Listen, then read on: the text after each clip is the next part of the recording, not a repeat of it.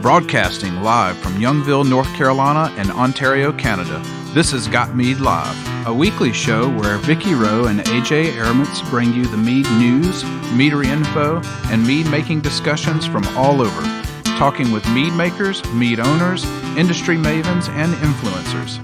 This is Got Mead Live, a weekly podcast about mead and the people who love it and where the mead world is going. And now here are your hosts, Got Mead owner Vicky Rowe and mead and wine maker AJ Aramutz.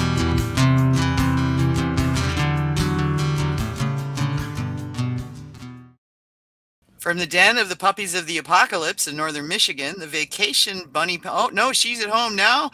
The bunny pen in Ottawa, ish. The palatial retirement estate in Minnesota. It's Got Mead Live. Welcome to the show.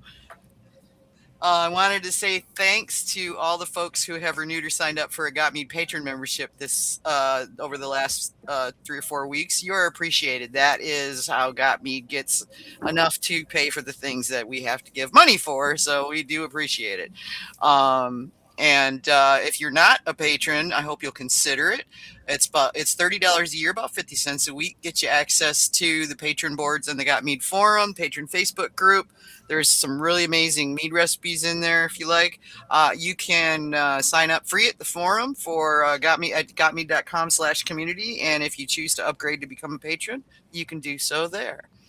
If you want to catch us, you can listen to us live on YouTube, Twitch, X, and Facebook, and Instagram when it works.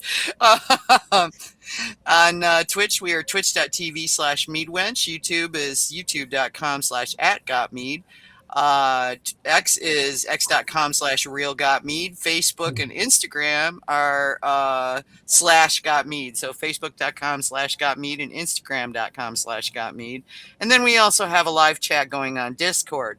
And that link is Z, capital E, capital K, capital N as in Nancy, U, J, capital Q, capital T as in Tony, lowercase t as in Tony, uppercase M. So if you want to join us on the chat on Discord, and Matt, I can send you the link if you like. You can find us, our social is obviously at Facebook, facebook.com/gotmead as our main page, and facebook.com/group/gotmead is our main group. Just make sure you answer the questions if you join the group so that we can get you approved. We're using the questions to help weed out spammers. On X, it's at RealGotMead. Feel free to tweet us during the show if you want to send us questions, comments, criticisms, or people you think we need to have. Excuse me, on Got Mead Live. Go to gotmead.com, put your mouse over, but do not click Got Mead Live Radio Show. Click on the drop down. That'll take you to a form that you can put your info in, and it goes to all three of us. So tonight we're talking with Matt Carroll, Funktastic Meads and Beer in Midlothian, Virginia. So this should be a lot of fun. And welcome, Matt. Thank you for having me. I appreciate it. Yeah, no worries. Hopefully you got something to drink because that's what we're fixing to do next. Yeah, I've got myself a bottle of water. I drank quite a bit on Sunday, so still recovering. Okay. Gotcha. I didn't have that opportunity. I had to leave my 3-day drinking binge behind when the dog got injured. So, what about you, Kevin? Well, I spent a good portion of today packaging mead for upcoming competitions, so I am drinking a random blend of leftover samples. Interesting. So I think we have to have a show on blending specifically. I think you're right. Yeah. It is a topic that is not well represented in any of the discussion forums or Facebook pages, etc. And it's a really underused opportunity for mead makers. Of course, you need to have some inventory in order to do blending. Yeah. But, you know, as long as you have 3 or 4 things, there's a lot of opportunities there for some fun combinations. Not that this one is specifically, because I think I packaged a half dozen meads today, so it's not very well thought out. But it's definitely something worth exploring. Yeah. Yeah, we can put something together and maybe get a panel going. I think that would be great. Yeah, that'd be great. Yeah. AJ, what you got? Tonight it's leftovers. Right now I've got Kevin's Brazilian Acacia Indico. Oh, that's a nice California Riesling. And if I'm still thirsty after that, I've got some of your antimony. Yeah, that's a good one. A bottle of that went in the cooler and over to the Michigan Homebrew Festival. And because I couldn't stay for the mead share because I had to come home and take care of the stupid dog that cut her leg open and needed stitches, I left the cooler full of I basically shoveled all the canned meads out of the mead fridge and sent them over there. So there was a lot of good stuff, and I left that with Aiden. So there was a bottle of antimony in there, I believe, too. So we'll see. We'll see. But because I'm ouching because I'm old and out of shape and standing 8 hours a day and walking 5 miles a day at the hardware store, didn't even try to go to the basement. I just grabbed a bottle off the rack up here, and I've got brimming horns of Vine and Hive. This is it's a nice one. It's a 13% pie mint with white grapes, lemon zest, and hops. The aroma is really nice. It's redolent with hops, honey, and citrus, and the texture is very silky, very creamy. The lemon zest gives a really good platform, so you're getting citrus all the way through this, and the hops are really well integrated there, so you know they're there, but they're not, like making a statement or anything. And then it's just a lovely pie mint. You get a nice honey balance with the grapes and just all the way around. It's really nice. So Birminghorn, I think it's birminghorn.com, and definitely check it out. This one's really nice. Well, all the ones from John are really nice. So. Yeah, I don't think John knows how to make it. I don't think John knows how to make it. Yeah, I want to do a shout out to our lovely sponsors, Honeybrook Craft Mead. Discover Honeybrook Craft Mead with 2 Colorado locations to serve you. Visit our original Castle Rock tasting room and production facility or our brand new Littleton Mead Cottage and Garden. Choose from our 20 taps of wonderful light and refreshing craft mead. Find us using your favorite map app or visit us at honeybrook.com, and that's HONNI brook.com. So, Matt, nice to get you here. Been meaning to do that for a while, so I'm glad that we finally got it done. For sure. Yeah. So, so you started out as kind of a beer guy, didn't you? Still am. Still a beer geek. Well, you're doing beer and mead at the place, right? Yes, correct. Virginia, what's Virginia do to you when you're trying to do the 2 beverages? Do you have to divide the areas, or what's? No, well, sort of. You have to have in Virginia, it has to be specifically designated, but it does not have to be walled off or anything like that. So as far as Virginia is concerned, a piece of tape on the floor will dictate your brewery versus your meadery. Okay. Michigan does the same. I've been to some places where you have to have a closed door and a full wall between areas, and some other states where they can't even be in the same facility, you know. So just depends on where you're at. But yeah, Michigan's got that. That cracked me up the first time I saw it. There's take a step to the left, we're in the meadery. Take a step to the right, we're in the brewery. Yep. Same thing here. Yeah. Okay, cool. That certainly makes it a lot easier and a lot less expensive. It's still silly. It is still silly, but at least they're not being completely silly about it. Right. I mean, it could be worse. Here in Minnesota, you got to have a wall. Yeah. And you cannot allow alcohol from one space to cross over into the other space. Is that just in the production area, or is that no? So it extends to your sale area. Good you have to have you'd have to have 2 tasting rooms. Yep. Huh. Yeah, they can be in the same building, but they cannot touch. That would that's crazy. You can't even walk your beverage around to the other space. Oh my god. Yeah. I mean, it's just all so dumb and random and stupid and silly. It's just amazing how out of control some of this stuff really is. I just do not understand.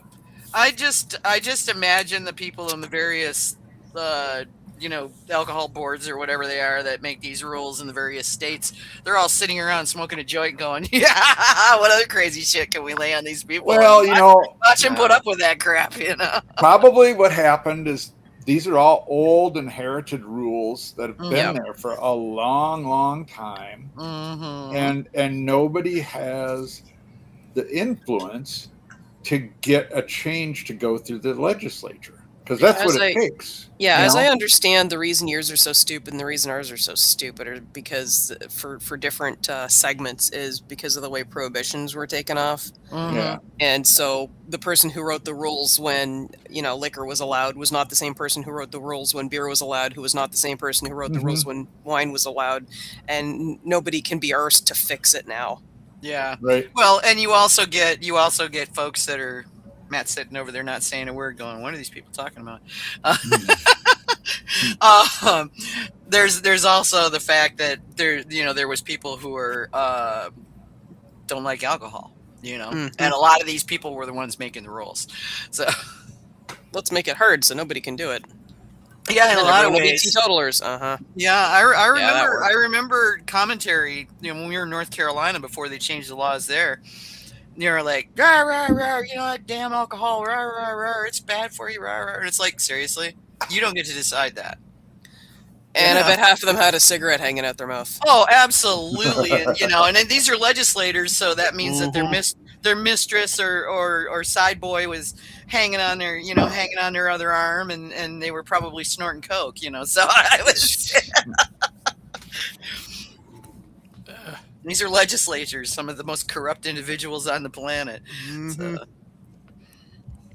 Okay, rant complete.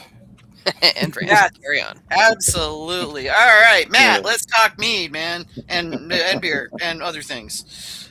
Yeah. So, pastry meads. Yeah. Give an overview, please.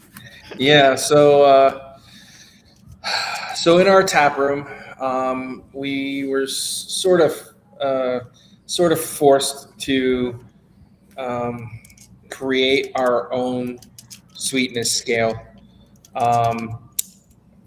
because quite frankly, BJCP doesn't do much justice within the realm of meads, especially when you're considering sweet meads. So within our tasting room, we've kind of developed this scale where it starts at dry, and so we go dry, off dry, semi-sweet, sweet, and then pastry meads. They get their own category. I love it. Yeah, it's. I mean, quite frankly, if you go by BJCP standards, anything over 1030 is a sweet mead.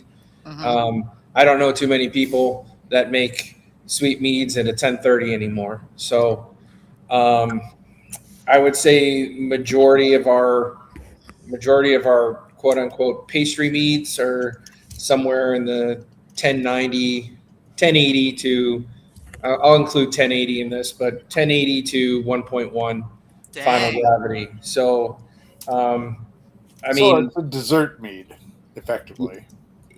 Yes. I mean, sure.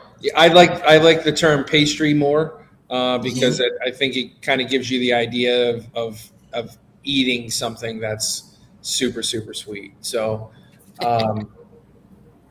so we kind of included that into our scale, and away we went. So, they tend to be obviously sweeter, but also pastry in style. So, everybody's had a peanut butter and jelly mead for the most part.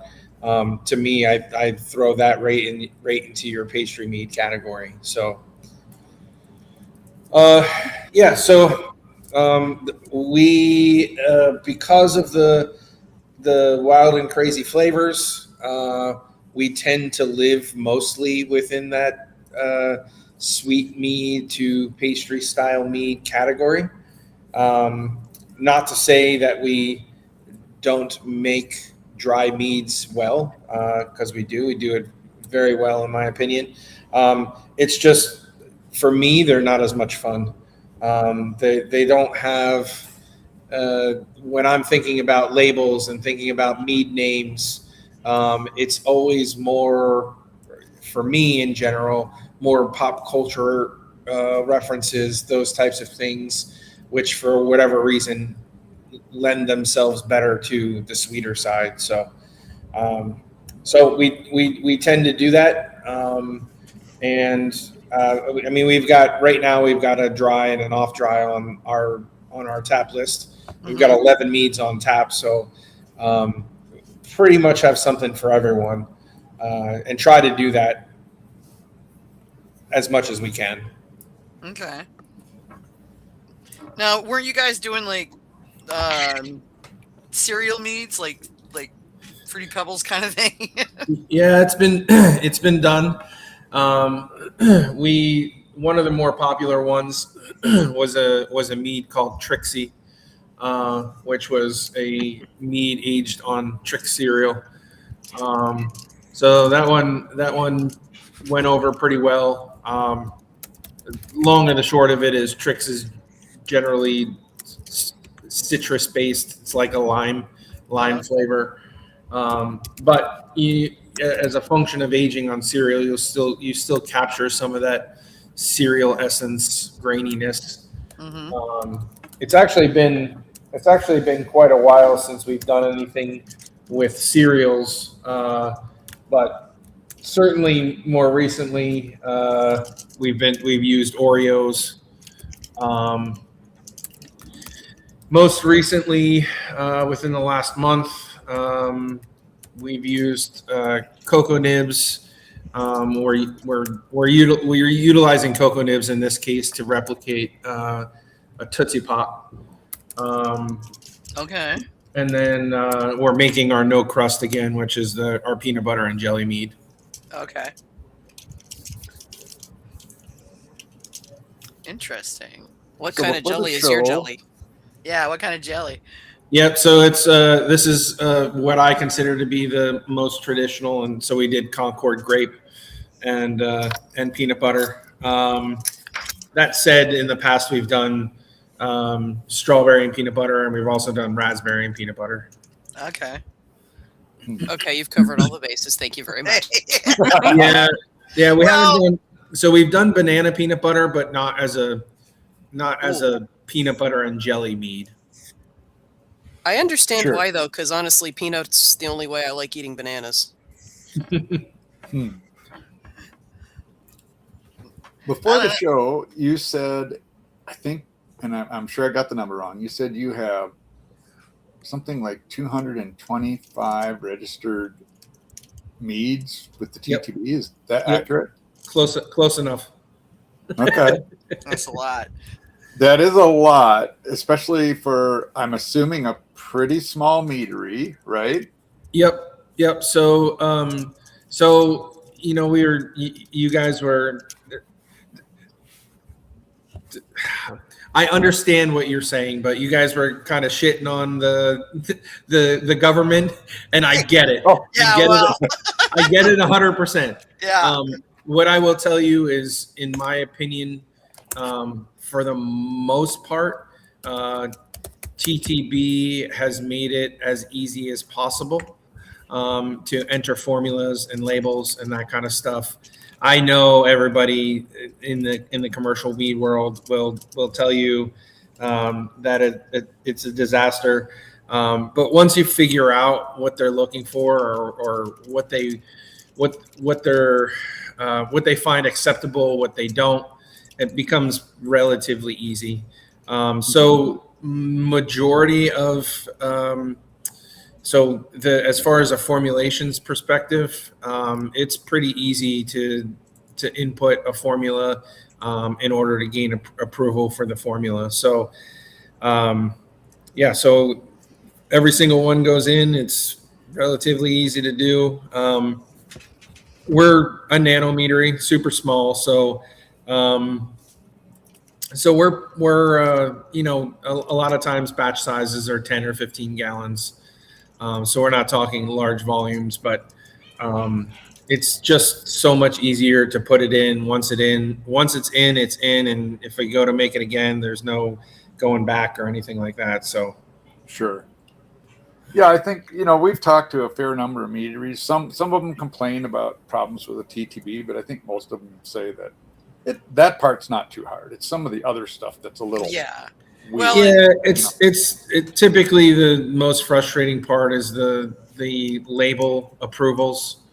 Right. Yes. There's a lot of finicky things. You know, as an example, the business name is Funktastic Meads, but on my what I would call the branding flag or the winery flag, basically the side of the label that nobody cares about, the government warning and all the other shit that you have to put on a label. Unless the mead is a traditional mead, it just says Funktastic and not Funktastic Meads, because the TTB does not recognize meads as a type of alcohol beverage. It's actually a honey wine. Yeah. So we can't have the word mead on a label in the. You can't have the word meads on a label in the branding portion of the label. Mm-hmm. Oh, interesting. So, yeah, so it says Funktastic, and there's certain ways of getting around it if you're creative with the labels. But most of the time, it's just easier just to put Funktastic as opposed to Funktastic Meads and just be done with it. So, Yeah. And I mean, realistically, that's I've seen meaderies that have mead in their branding area, and it just like you say, there's a lot of it is like who you get too. You know, well, it's so like meadery is fine. Meads is mead or Meads is not. And we actually had a couple of labels that had our storefront in the image area as like a cartoony sort of label. And it said Funktastic Meads because that's the front of the building.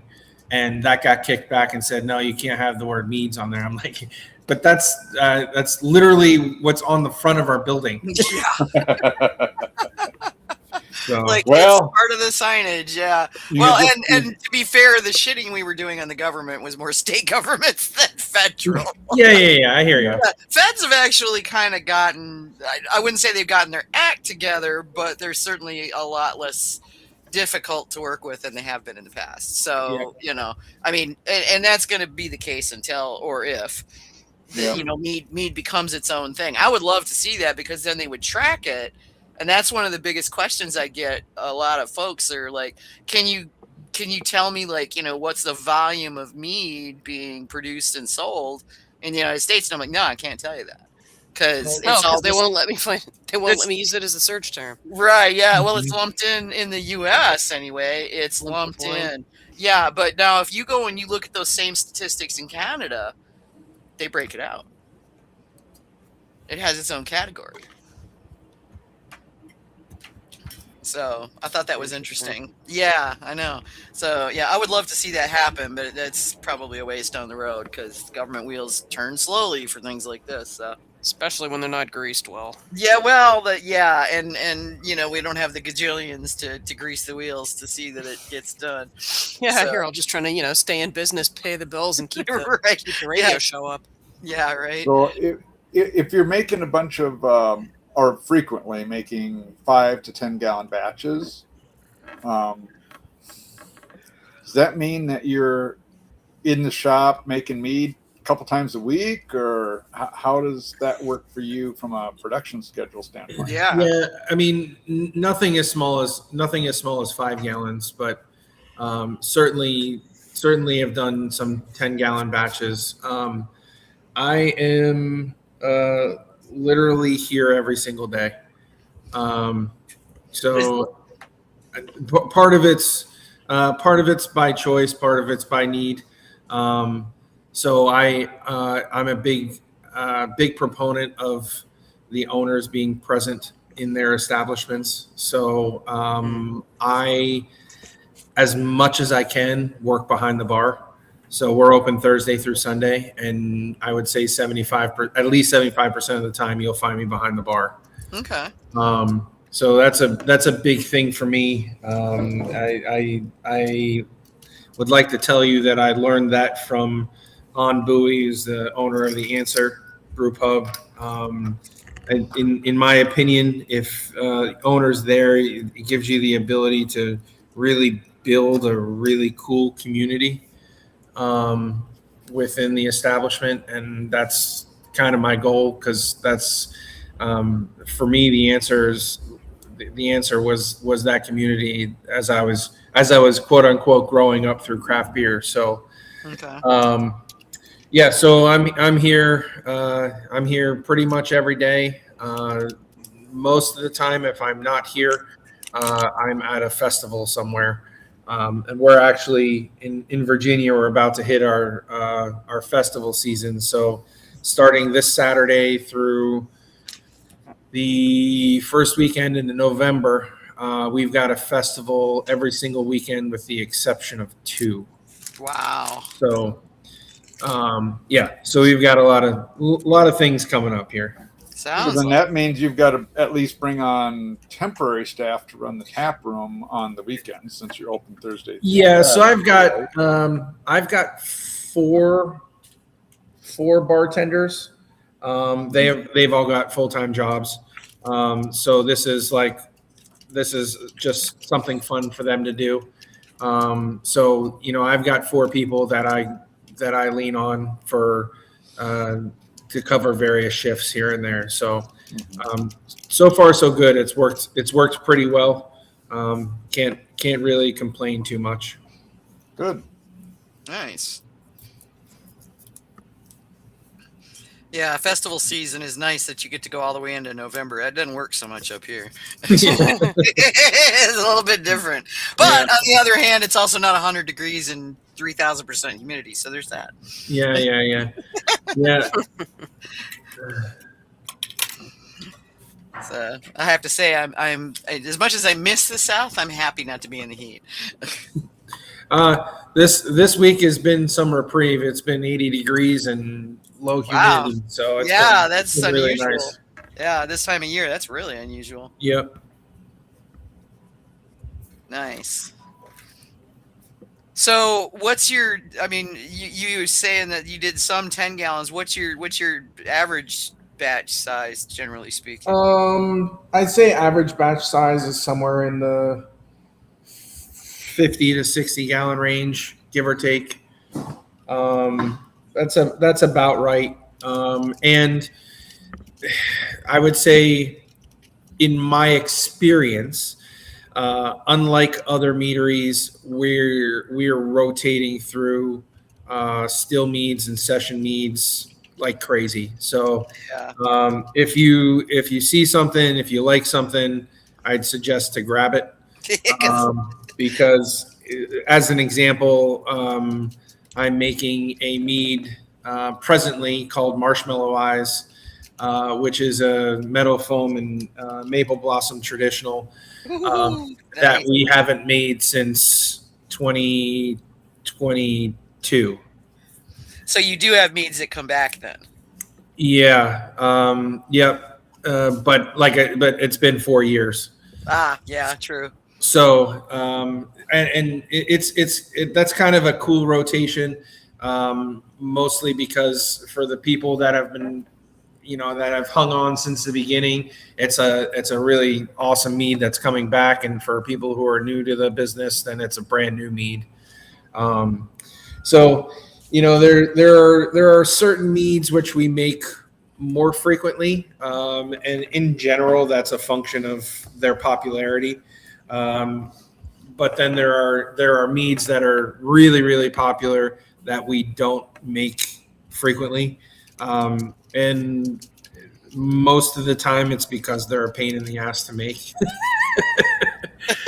So I'm going to pick one out of your list that I suspect falls into that category. Would that be Swedish fish? No, so Really?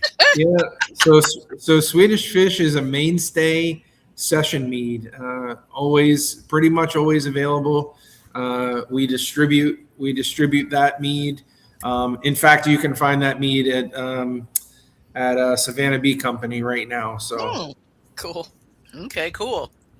I would have thought that would be a pain in the butt to make because of those sticky, gummy fish. yeah, so no fish are harmed in the making of that Oh, okay. Okay. Well, you had me going down that road because it seemed like an obvious thing. Okay. Yeah. No, so for me, the most difficult or the meads I like to make least are those with peanut butter and bananas. Now, are you guys using PB powder or peanut No. butter? 100% organic peanut butter. Really? How do you deal So with you're the actually oils? using the peanut butter, not Yeah. like peanuts. Yeah, because Oh. nothing tastes like peanut butter. Nothing except tastes for like peanut butter. Yeah, exactly. And that I agree with you on that 100%. But Yep. okay, so how do you handle the oils? Because there's a lot of oil in peanut butter. Yeah, I can't give away all those secrets. Fair. Yeah. Okay. There's I will say that 98% of the oil is gone. There's still a touch, but so far so good. No problems with it. So You need some of that to get that authentic peanut butter flavor, yeah, in my yeah. opinion. You know, I mean, that's Yep. So so that's a super tedious process for us. By us, I mean me. and by us, I mean me, by myself. Yeah. So it's been I can actually tell you because I've got my computer sitting right here. So no crust.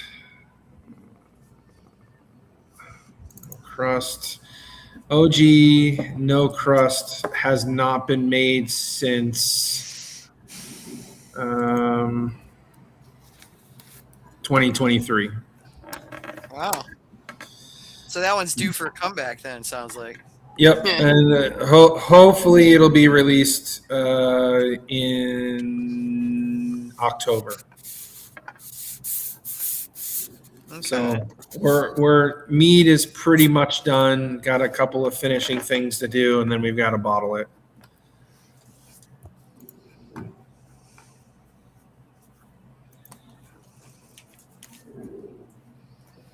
Okay. Now, how long does it take you to make those? Depends how patient I'm being. I'd say probably four months, give or take. Oh. Yeah. Right now it's on 4 months right now. Okay. And no crust is a full ABV or is that a session? Yeah, no, it's full ABV, so 12% Okay. in this case. Yeah, so 4 months. It'll end up being 5 months to bottle. Okay. So are you just clarifying by using time, or do you use finings or filtering, or We use finings, no filtering at all. Mhm. I've never felt the need to filter. If you fine properly, 99% clarity. The filtering, I mean, as a home mead maker, certainly filtered some things. And if you've ever filtered, you know how big of a pain in the ass it can be. Yeah. So, I do everything in my power not to do it. I hear I that. respect that. Yeah. Yeah. I don't think I've ever heard anybody use the word filtering that wasn't followed by at least one cuss word. Yeah. It's definitely can be a pain in the butt. I've got a Enomatic somewhere. Mhm. Somewhere in the mess that is my mead making area that needs cleaning. But yeah, I've never had the courage to actually fire the thing up. I have a Bunvino, and I've used it once on 3 different meads, and then it's back in its box. You're right. Yeah. Yeah. So yeah, I've It just sounds like a really cool idea until you do it. yeah. Well, the reason I got one is because I had a mead that did need to be filtered, and I'm glad I did it. I don't regret that at all. It's such a pain in the ass that I would rather leave something in the carboy for a year than filter it. Yeah. But that's me. Well, I use mine regularly. But, you know, it's work. Mhm. I don't use it with everything. Just when I need a little final polish for something. Yeah. Well, and especially if you're doing comp meets, you know. Right. I mean, for just Competition meets serving wanna to be brilliant, family you and know. friends, no, Yeah. the clarified ones are absolutely perfectly fine. Yeah. That comment came up when we were sampling the 12 or 15 meads that they had on tap at the Michigan Homebrew Festival at the MMC, the Michigan Mead Coalition's tent. And there was a couple of them that were a little cloudy, and somebody commented, and I said, "Who cares? It tastes great." You know? It's and they were like, "Point." So I said, I'm not evaluating it from that perspective. I'm saying it's really nice to drink this. I like it. I'm gonna drink more of it. Mhm. Don't care if it's cloudy. Yeah. Don't care if it's cloudy. I'm still drinking more of it. Still drinking more of it. Yep. So. Mhm. But yeah, I can see where, from a comp standpoint, or, if you're a pro, like you are, Matt, and that thing's going on shelves or wherever, you want that, because Yeah. there are people who don't get it, that clear is nice, but not necessarily. I think it Something makes a that has difference to too if you're going to lay it down for a while, Yeah. then the filtering is beneficial. Otherwise, you have a lot of dropout, after 3 years or whatever. That you have to deal with. Yeah, you have Yeah, to that's basically fair. decant it later. But- Yeah, so For things that are consumed, in 6 months, oh man, you don't Yeah. need to do that. no. No, absolutely not. So yeah, that's pretty cool. So what have you? I mean, how many do you usually? Do you generally have hanging around? How many meads do you have active? At any given time? Yeah, so in the tap room right now, I've got 20 meads, including sessions. That's not bad. Yeah. 11 on tap. Yeah, so right now I've got 10 stills in bottles and 8 sessions, and then a freshie. Yeah, so 19 I have right now.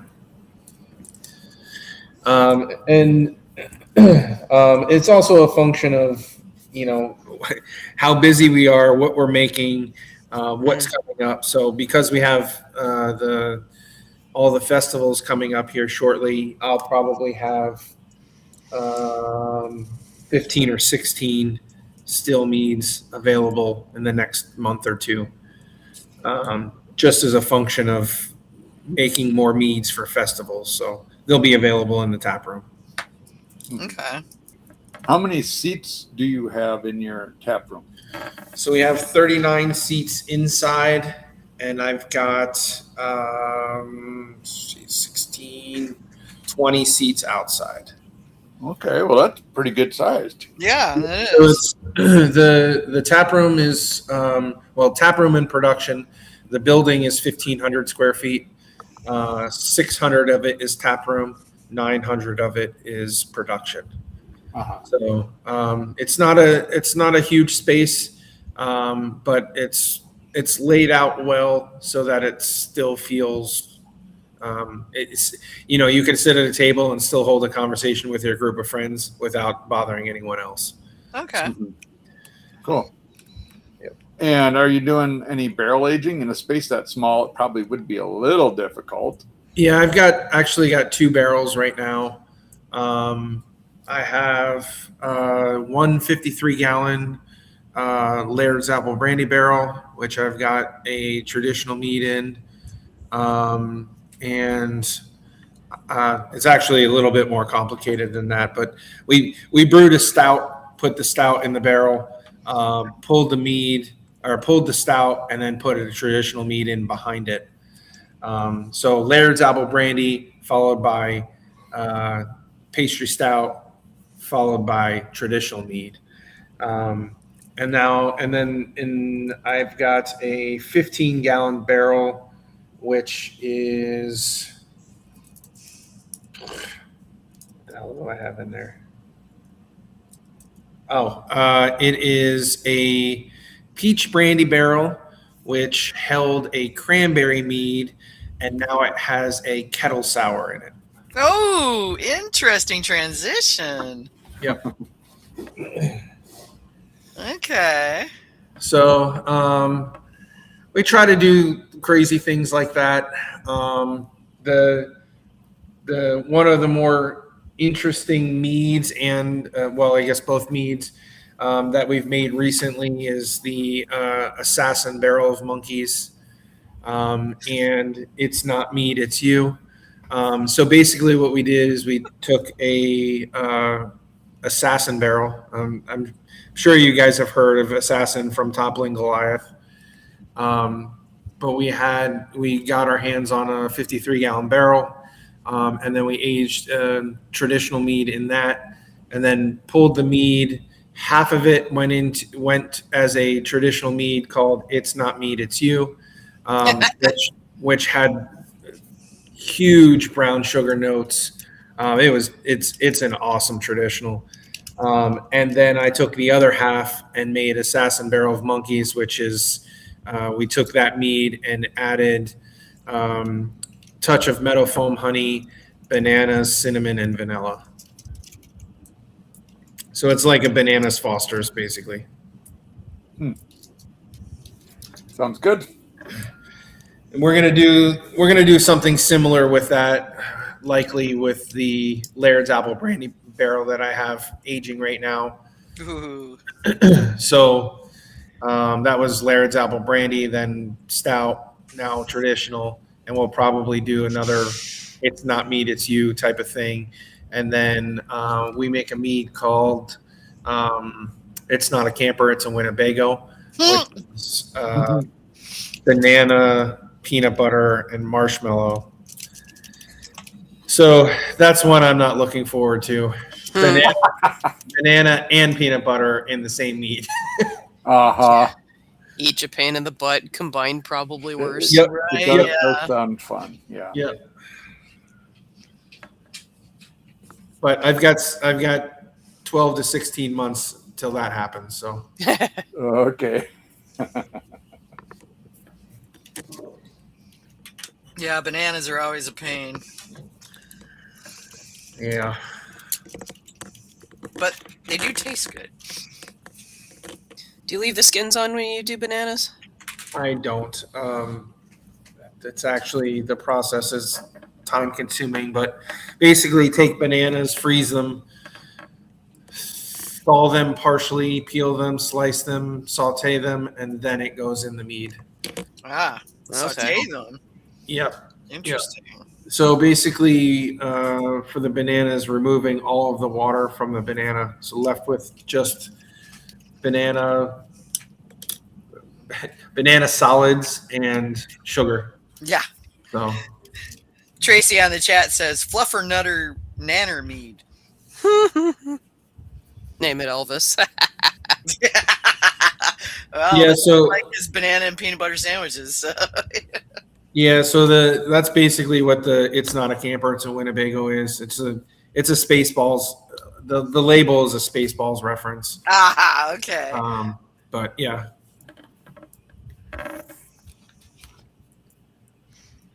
That's pretty cool. I like that name though. It's a Winnebago.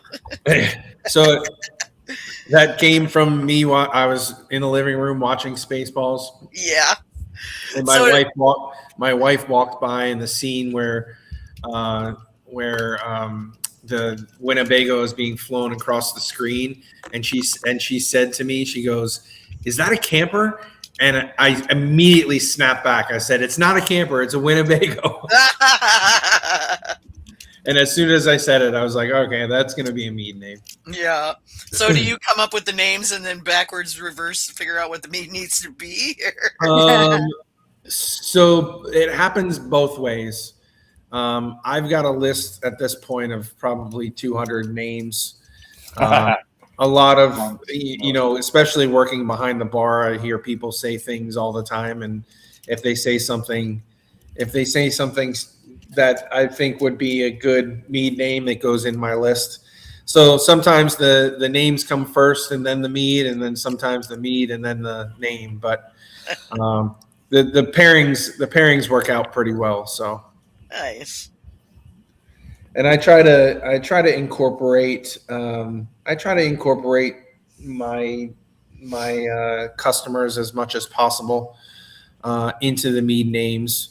So like if I hear them say something, I'll make sure I jot it down, and then they might come in 2 months later, and then all of a sudden it's up there on the board, and I think they get excited about it because it's fun. So 10 seconds of fame, if you will. It's like getting your comment posted or boosted. Yeah, no kidding. I see. I was looking through your stuff and I saw one called F&M Root Beer. Yep. Yeah. So the the short of it is it's an A&W root beer clone. Okay. Basically, did my best to break A&W down into its parts, taste wise, gravity wise, those types of things, and then rebuilt it in a mead. So it's pretty much always on tap, and I guess you could consider it our flagship. Although I would not have said that root beer mead would be my flagship mead, but the customers have spoken. So yeah, there it is. Yep. Yeah, there was a meadery in Long Island many years ago, and he's long since gone. But it was Long Island Mead. But he made a root beer mead. I actually still have a bottle of it. And say if I run into you somewhere, we'll have to share that and see if it held up. It was pretty good. And I mean, I don't even like root beer, but I like this. I thought it was pretty good. So yeah. So F&M is pretty much always on tap. Okay. So now you're a chemist by training, right? Correct. Yeah. Okay. So did you break this sucker down for the F&M? Did you break it all the way down to component parts, or did you just? I mean, sassafras is what a lot of people say associates with root beer. So I don't know. Did that come into the equation? No, it was more of breaking it down flavor wise. Okay. Trying to duplicate the same flavor within the mead, which it's not exact. It's close. The mead interferes. Yeah. We're not using root beer is not alcoholic, so there's that. Yeah, we're not using high fructose corn syrup, so but yeah, I mean, just tried to build it as close flavor wise as we could. I can tell you that the gravity, the sugar content is identical to A&W. So oh my. So it's up there. It's pretty sweet. But it's hung around. It's been really popular. It's not my favorite. I like root beer, but it's not my favorite certainly of all the sessions that we make. Okay. So, do you find it difficult to get a really sweet mead like that, well carbonated, like it would be in a root beer? Yeah, it's not the carbonation is not the same. whether this is true or not, I don't know. Just my experience when I'm carbonating, the bubbles within mead tend to be quite a bit smaller than in a soda. So like a lot of our session meads, I would consider them, they are carbonated, but I would consider them to drink more like a spritzer than a carbonated soda. And quite frankly, I think it's been to our benefit because a lot of people, I've had more and more people come in say they don't drink soda or they don't like carbonated things. But the smaller bubble and the effervescence of the session meads carries a lot of flavor and aroma. So I think it's to the benefit that it's not overly carbonated. I mean, we could certainly push it further, but so far I haven't seen the need to do that. Well, I know from my own experience, the sweeter it is, the harder it is to get it carbonated. Yeah, it's probably more of a function of viscosity, the thickness of the beverage, and trying to CO2 into it. But yeah, it's so most of the fizzes are somewhere between final gravities or somewhere between 1040 and 1060, give or take. Depends on the mead, but that's where most of them sit, and that seems to be a sweet spot by way of sugar content and drinkability, and then I can manipulate it a bit. We've got mead called The Kids Are Gone, which tastes like lemon Sour Patch Kids. So I can manipulate that a little bit with acids, and so you get that sour pucker effect. So. Okay. Okay, so in relation to the whole root beer thing, I have a Nathan question. I was just going through it, and I figured he had to have said something about that. And sure enough, he did. He says, would you ever recommend or be appalled to adding a scoop of vanilla ice cream to your Funktastic Fizz F&M root beer mead? We do it every Memorial Day. Okay. Because it ain't root beer without float, Yeah, right next door to our tap room is a Cold Stone Creamery. So I typically buy Cold Stone ice cream, and we do it here in the tap room. So nice. Good ice cream too. Nice. Yeah. That's very cool. Yeah, I was just thinking about that. I personally do Coke floats because don't like root beer, but Coffee beer float, best thing ever. Wow. So how would that even work? Interestingly enough, it's funny you mentioned that. We've actually made a variation of F&M root beer where we added coffee, and coffee actually works really well with root beer. I bet it does. It's an interesting flavor combination. Yeah. I'd have to try that sometime. So how does it, how do you bring your chemist background into all of this? I mean, are you? I try not to. I just say it'd be kind of hard to turn that off, I would think, Yeah. I would say, fortunately for me, most of what I'm doing here winds up in that like material science or flavor science, food chemistry perspective, as opposed to traditional chemistry. So I would like to say that I've been blessed with a really good palate. So, at this point, I'll be thinking about a couple of different flavors and be like, I wonder if those would work really well together. And then we mix it up, and typically they work well. So there's only been two or three meads that were not to my liking, but we were able to manipulate them into something else. So ended up being wins anyway. So yeah. Do you ever use the flavor Bible? Do you have that? I don't even know what that is. Oh, dude, yeah. There's a book called The Flavor Bible, and it's all about how flavors work together. Is it like the complementary flavors, that kind of thing? Yeah, to a certain extent. I mean, it's a pretty Complementary, contrasting, cooling, yeah. warming. Yeah, Yeah. it's a pretty substantial book. It's and it's So you definitely worth having. One of the great things about it is if you have a initial flavor that you're talking about, let's say celery, okay, you go look up celery and then it tells you complements, contrasts, etc., for that particular flavor, and it gives you classic pairings for it. Mm-hmm. So lots of things that you can work off.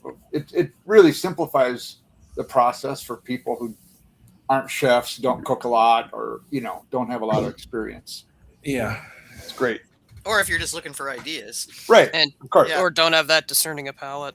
Yeah. So, but yeah, it's good. I highly recommend that book. I tell everybody that if they're making alcoholic beverages, it's a fantastic book to have.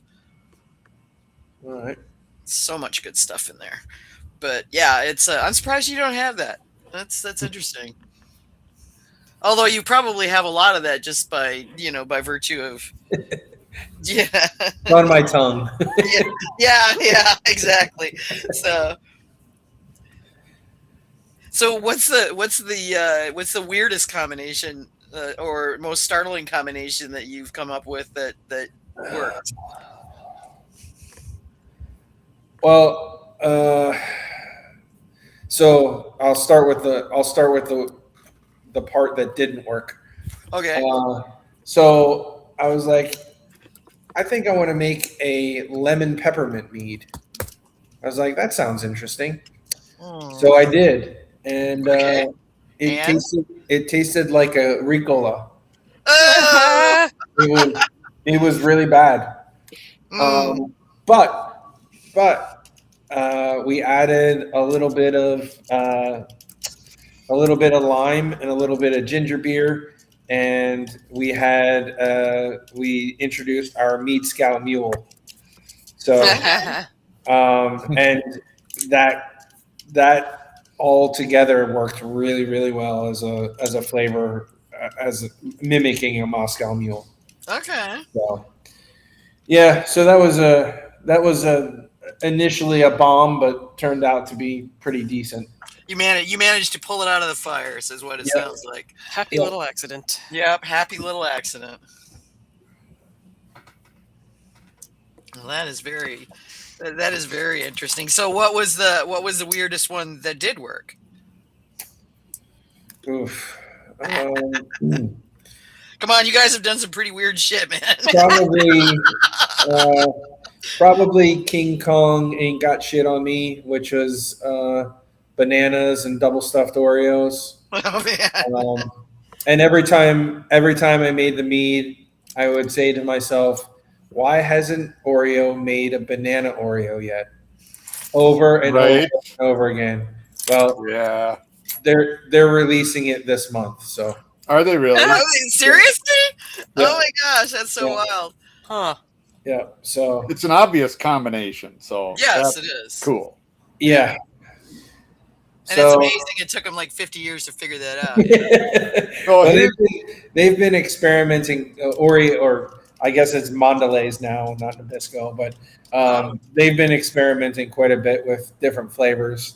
So I'm happy to see a banana one come out. I haven't had it yet, but at some point here shortly I will. Mm-hmm. So here's a question that ties into this pretty well from Nathan with the bacon experiment. Your collaboration. I forgot about that one. Yeah. Sir, we aged on bacon, used actual smoked bacon, vanilla, and maple syrup. Can you walk us through how you handle the oils and fats, if you're willing, from real bacon without ruining the head retention or causing off flavors? Yeah, so that mead, the name of it is, it's called We Own a Meadery, MEATERY. And was a crazy concept that Chris Clark and I came up with. Oh, from okay. Fire. Collaborating with Chris comes up with some weird shit too. And mostly as a function of every time I tell somebody I own meadery, they're like, "Oh, cool, like ribeyes and sausages." Like, Yeah. no, not that at all. Because quite frankly, nobody calls that a meadery. Yeah. No, Yeah, It's I've a never deli heard. I've or a never heard. butcher. Yeah, You know, yeah. it's a whole list of things, but not a meadery. Yeah. So we were like, all right, well, let's do this.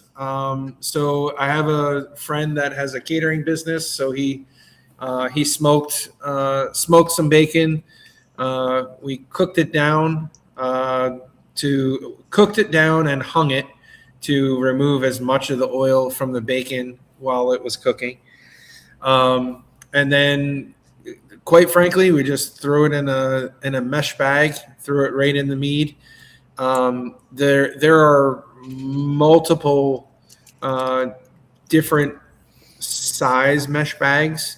In this case, we used a 75 micron mesh bag, which is small enough, at least from the experience we had, small enough for the liquid to flow in and out of, but too large for the agglomerated oils to pass through. Oh. So there was a little bit of residual oil at the top of the fermenter, but nothing like what was captured in the bag. Okay.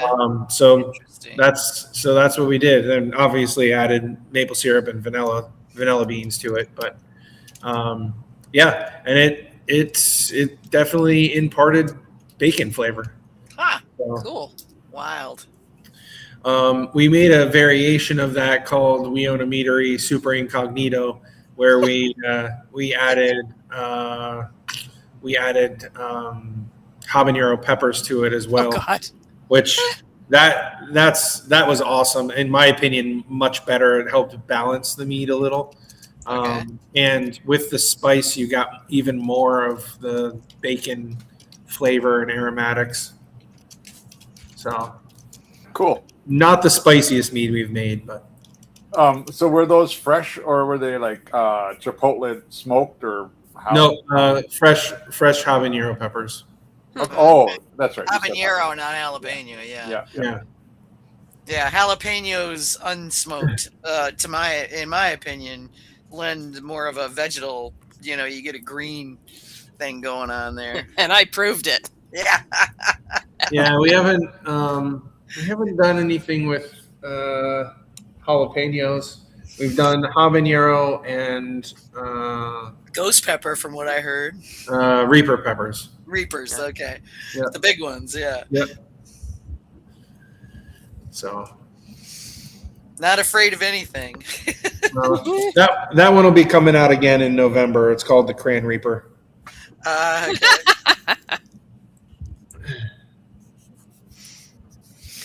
Get some good names there. I like them. Mm-hmm. That's why I have a list of 200 plus, right? So Yeah. you just grab one out of the bag when you need it. Yep. Yeah, and I'm a big fan of puns and puns and pop culture. So try to incorporate them together as much as possible. So we've got a lot of cool names, and they also lend themselves to really cool artwork. So Do you have to be a little careful? Have you had like cease and desists for copyrighted film name, that kind of thing? Knock on wood, not to this point. I think we're a pretty small organization, but the majority of 99% of what we do is original artwork. So even if we were to get a complaint, I think we have an argument from our side. So. Okay. That's good. I know there's some meaderies who've definitely gotten cease and desist, So. Oh, yeah. Yeah, there was one that had to change their name like twice. Like change the meadery name? Uh-huh. No. Yeah. actual name of a mead. Yeah, those two. Public. Yeah, but yeah, there was actually a meadery that had to change their name twice, and then yeah, there's been several meads that have gotten nailed. Right. Huh. Which it evidently only applies to things that have labels on them. So like stuff that's in the tap room only, which, as I understand it, does not require a label approval from the TTB. If Depends it's not on- sold off premises. Yeah. Depends So- on the state too. Oh, does it? Yeah. Okay. Yeah. So, there's different things that apply. Yeah. More of the amazing patchwork that constitutes the liquor laws of the United States. Yeah. Yeah, this falls into the 85% of what I do has nothing to do with making mead. Yeah. Yeah. Yeah. Well, that's one of the things, people ask all the time, like, oh, how hard is it to start a meadery? It's like, making mead is the easy part, dude. Yeah, right. That's what I tell them. They're like, "Well, I make really good meat." I'm like, "That's great. Can you run a business? Yeah. Do you can you handle government paperwork? Do you know how to see something through all the way to the end? Because there will be hurdles, and A lot of people think they can. yeah, oh yeah, and then some of them have done great, and some of them have fallen flat on their faces. So. Yeah. It just depends, but that's when people tell me, they're like, "Oh yeah, I know, I've been making great meat and blah blah blah, everybody loves it, blah blah blah," and I'm like, "Great, okay, so have you got a business plan?" A what? Yeah. Right, and that's what I get. They're like, "Well, no," and I'm like, "That's the first thing you need. It doesn't matter how good your meat is if you don't have a good business plan and and understand what's going to need. There's a ton of paperwork that goes with all of this. You've got quarterly and year-end stuff that you've got to do, and there's a lot that has to happen for you to be able to run a meadery. That, like you say, has nothing to do with mead. Yeah. Be ready to be there every day. Yep. Exactly. I take it this is your quote unquote real job. It is. Yes. Okay. It when we first opened, this and my real job were both my real jobs. That was almost 2 years of that, which was a lot. Yeah. So so this is full time now, and it's still a lot. Yeah. It's probably not ever gonna it's probably never gonna be not a lot. Yeah, it's a different. My workload now is much more than it was when we first opened. But more of a function of growth, which is a great thing. Mm-hmm. But it's being able to keep track of things and keep on top of things, and like I said, we're relatively small meadery, but I just this week bought two more fermentation tanks, and so there are things in our future that require me to have more equipment, which means even more work. Yeah. Yeah. So with festival season coming up, what percentage of your sales does the festival season represent compared to the rest of the time for the business? this is a much better question for my wife. Also the CPA. Okay. I fortunately just, when I need something, I buy it. When I need honey, I buy it. When I need, when I need fruit, I buy it. When I need equipment, I buy it. And then at some point she goes, "Hey, I'm going to need you to not buy anything for a week." I was gonna ask, how often does that result in your Yeah. wife? No. I think I want to say festivals account for maybe 25% of the sales for the business, Mm-hmm. something like that. I think we've done a really good job of distributing the sales within the business. So obviously we have the tap room. We've got the festivals. We distribute, and then we also have our online sales, and then I would say specialty sales. Our online presence is quite frankly next to nothing. There are two reasons for that. One, it has to be maintained, and two, it requires that everything be shipped, and you're talking to the shipper right now. So Yeah. it's that's the one portion of our business that certainly could be better, but I quite frankly don't have the time. So if we get one or two shipments a week, I'm fine with that from my perspective. So the long and the short of it is the business is spread out amongst different revenue streams, which I think is super important. Yeah, it is. Diversification in your channels is critical, really. Yeah. So, over the last 3 years or so, I've really focused on distribution, specifically in Virginia, but and our general area here where we're located, but also a couple of other states. So, we don't distribute a lot, but having the ability to move some to other states and other businesses is helpful, especially in getting the name out. So, and everything you're distributing is probably in glass, right? Because I haven't heard mention of a canning line. Yeah, so no canning line. So all of our session meads are in bottles, in soda bottles essentially, and then we also distribute sixtels as well. Okay. Eggs. Yeah. Mm-hmm. So it's kind of cool around the Richmond area. We've probably got 8-ish accounts that have mead on tap all the time, which is pretty cool because it's rare you find mead on tap outside of a mead hall or a meadery. Yeah, that's very true. It is unusual. There is a little bit more of that going on. Excuse me. Oh, sneeze stuck up on me. There's a little bit more of that going on where there's breweries that will have meads on tap and stuff like that, but it's rare to see it, like it just in sort of a general pub, Yeah. So we've got a couple of tap houses, like a chain restaurants that have our stuff on tap, which is really, really neat. Sorry, I'm over here having a sneezing fit, apparently.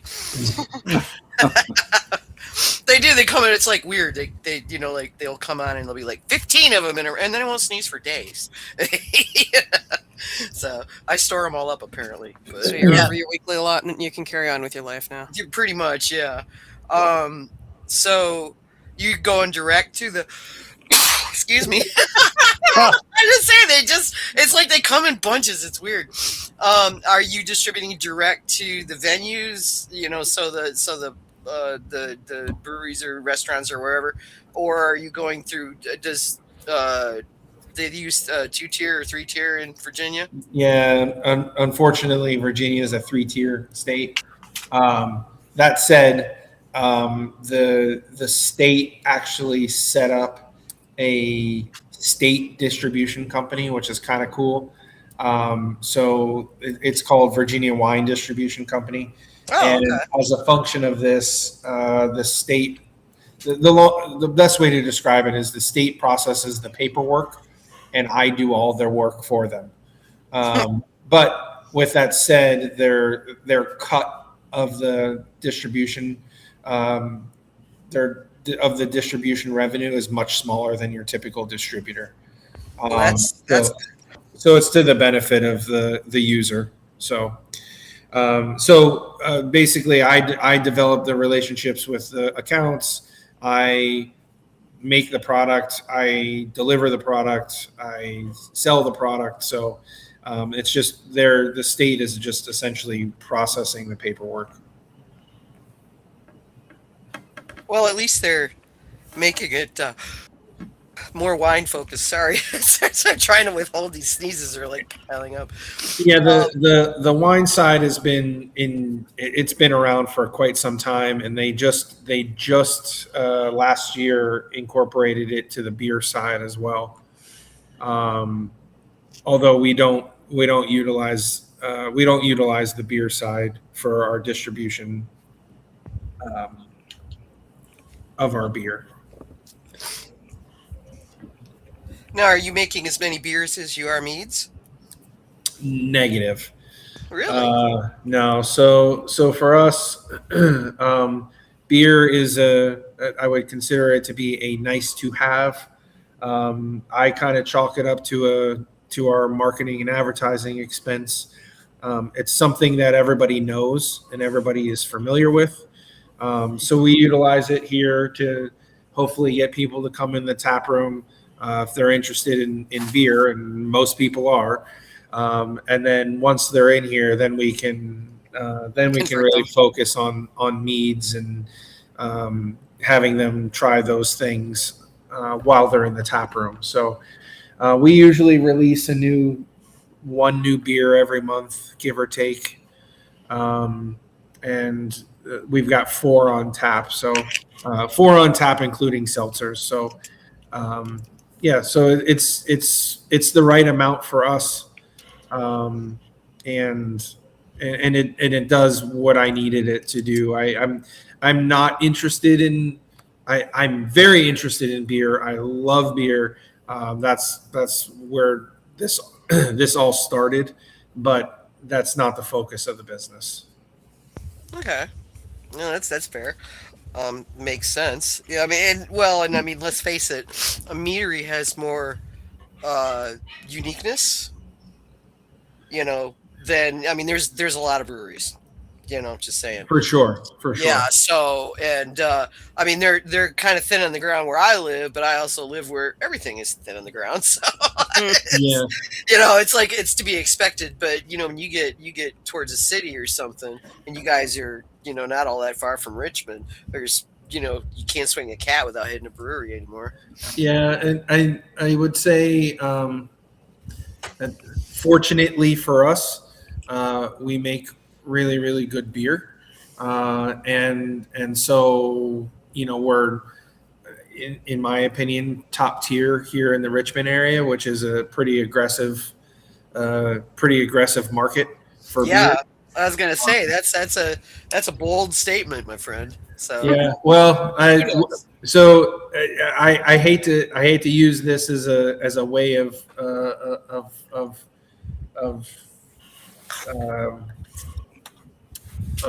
gauging or not, but everybody is pretty much familiar with Untapped, and we do quite well in Untapped on both the metering and the brewery side. So, millions and millions of people can't be wrong. No, they cannot. Say I like beer, just only some beers. But I'll take a mead over a beer pretty much any day of the week. But that's just me. My husband, he's a beer guy, so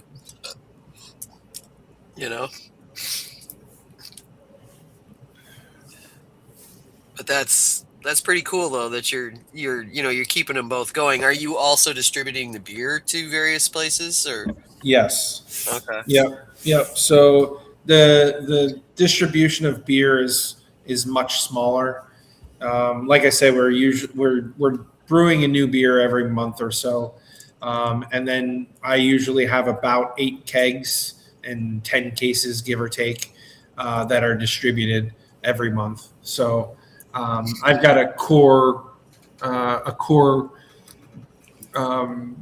clientele for those beers, and okay. The majority of those places say yes every time, which is good for me. Yes, that is a good thing.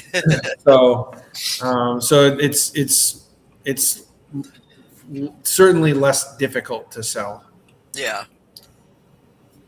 Well, I mean, it sounds like you've got a pretty good spread there, and I mean, you've got enough going on. Even as a nanometer, it sounds like you're doing pretty well. Or do you see yourself expanding to the point of no longer being a nanometer?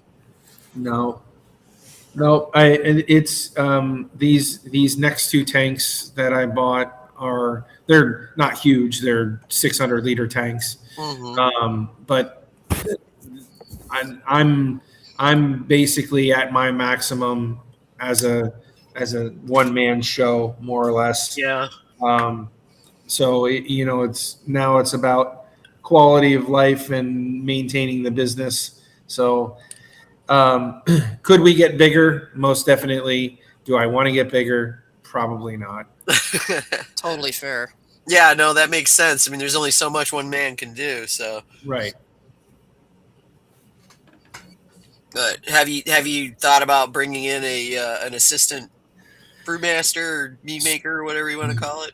Yeah, so I had an assistant mead maker, and this is a sore subject for me, but he moved to Florida like 3 weeks ago. Oh no! Oh no!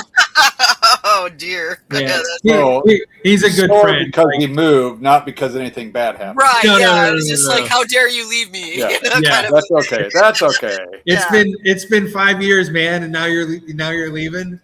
Yeah. Right, we were just getting going, dude. Come on.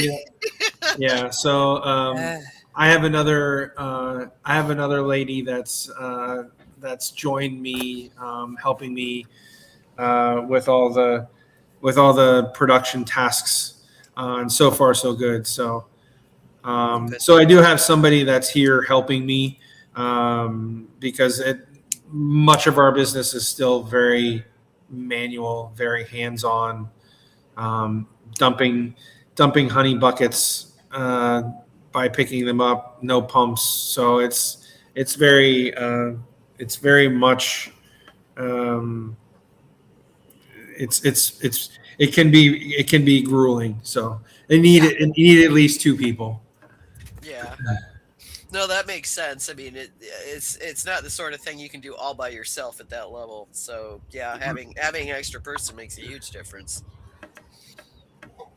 Yeah, we dumped today. We dumped 840 pounds of honey. So dumped it into a mead, I hope. Yes, yeah. Okay. I was like, no. Yeah. So and your honey. I got to lift all of that myself. Oh dear, yeah. Well, you're a young guy. You can do it. Yeah. Fitness program. I'm getting older as a function of the meadery. Yeah. Hey, my knees are creaking in protest just listening to this. Mm-hmm. And where are you sourcing your honey? Are you trying to source locally as much as possible, or do you go far and wide? Yeah, no. So try to do it locally as much as possible. Just like everyone else, there are things that hinder that volume, namely that volume being the number one thing that hinders it, but also costs. So we've got a couple of different distributors that we use, and also purchase quite a bit of honey locally. So, and then we do a series of meads called Who's Your Honey Guy? Those are all monovarietal traditionals.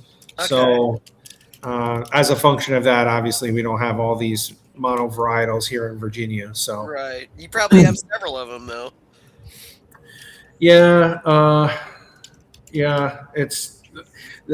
there are several of them, not the ones I want to use. Okay, so provide an example of that. Yes. Of the monovarietals that we use that you don't want to use. Like, I don't know, tulip poplar. Not that it's a bad honey. It's just not a honey that's exciting. Uh-huh. So, as an example, meadow foam. Everybody loves meadow foam, but raspberry blossom honey, cranberry blossom honey, mango blossom honey. Those types of things are much more, in my opinion, much more exciting. They are. They are. I have to say, I would agree with you there. I mean, it's like I used to love like blueberry. Okay, which around here there are some vast blueberry fields, and I still love it. But then I discovered, say with the stuff that we get, from Hawaii and of course meadow foam, which is one of my all-time favorite monoflorals. Yeah. I had a delightful Tupelo the other night that was just to die for. That was at the Homebrew Festival. And that was just really, really nice. And, also another lovely monofloral and very distinctive as well. But yeah, I'm right there with you. I mean, like, Mexican orange blossom and yeah.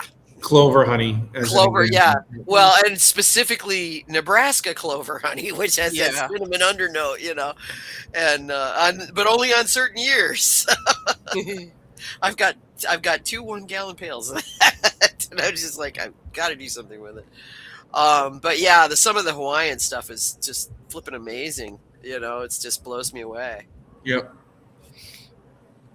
I've been dying every time I see Sean Darrell Harris going, today we have coffee blossom honey. And I'm like, no, I don't have any honey money right now. Come on, man. You're killing me here. Well, you do know that there'll be some next year. Yes, there will be. And I anticipate at some point I will again have honey money. So we'll see. But yeah, for now, it's like just every time he posts, it's like, rawr, Now, have you worked with some of the Hawaiian honeys? I mean, gotten enough that you can do, a pro mead with them? Yeah, we did.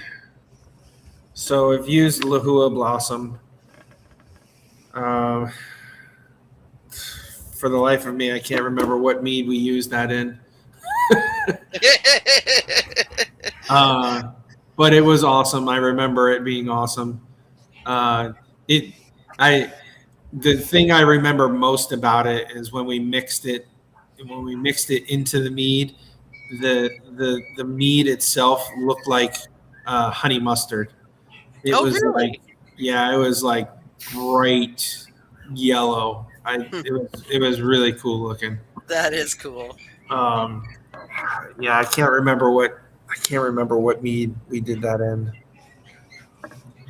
It was a couple of years ago. Okay.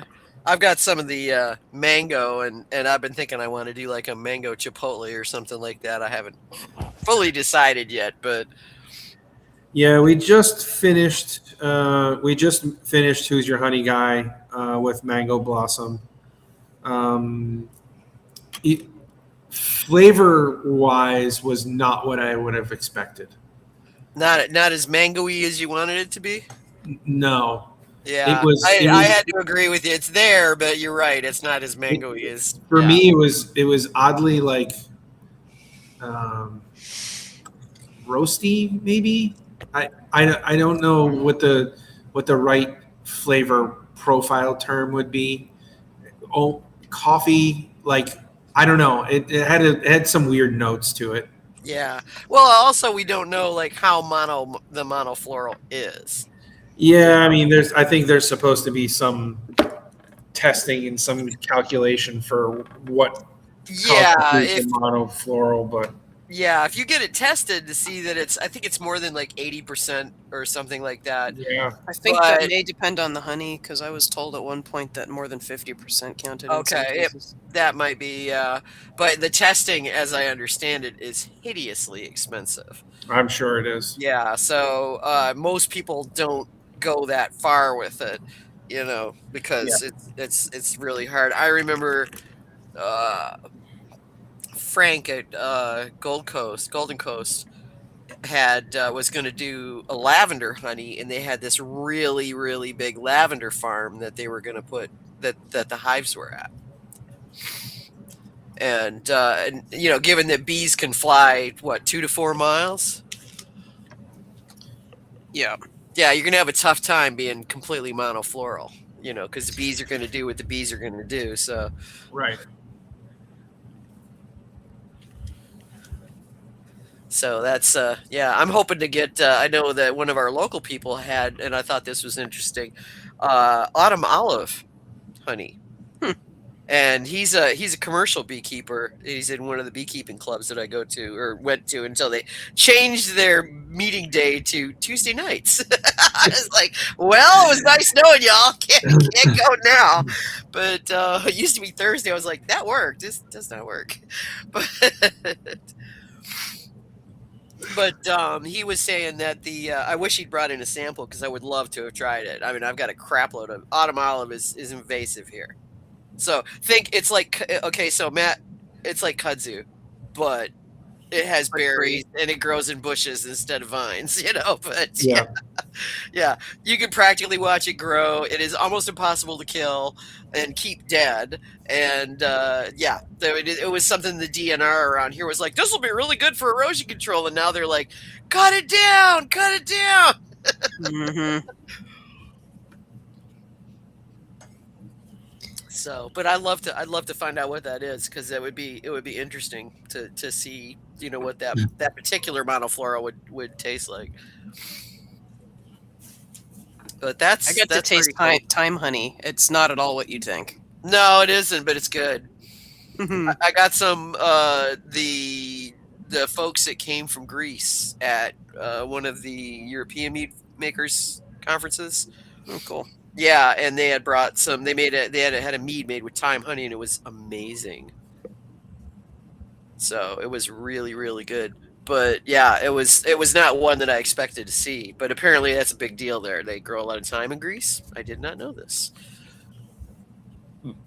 So we got a bunch of Nathan questions still, because Nathan.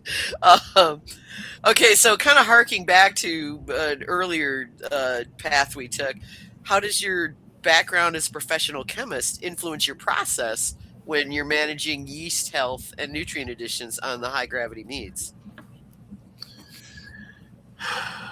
I'm not sure that it really plays a huge role. From sort of the beginning, I developed a step feeding process, and we've pretty much kept with it from the very beginning. And honestly, that was from a lot of reading and a lot of talking with other commercial mead makers. I was traveling a lot for work, so I would try to hit as many beer festivals and fortunately a lot of them included meads, so I would make sure to have lots of conversations. So it for me, it's we use new yeast every batch, so we don't capture or recycle any yeasts or anything like that. For me, I think that's in general safer.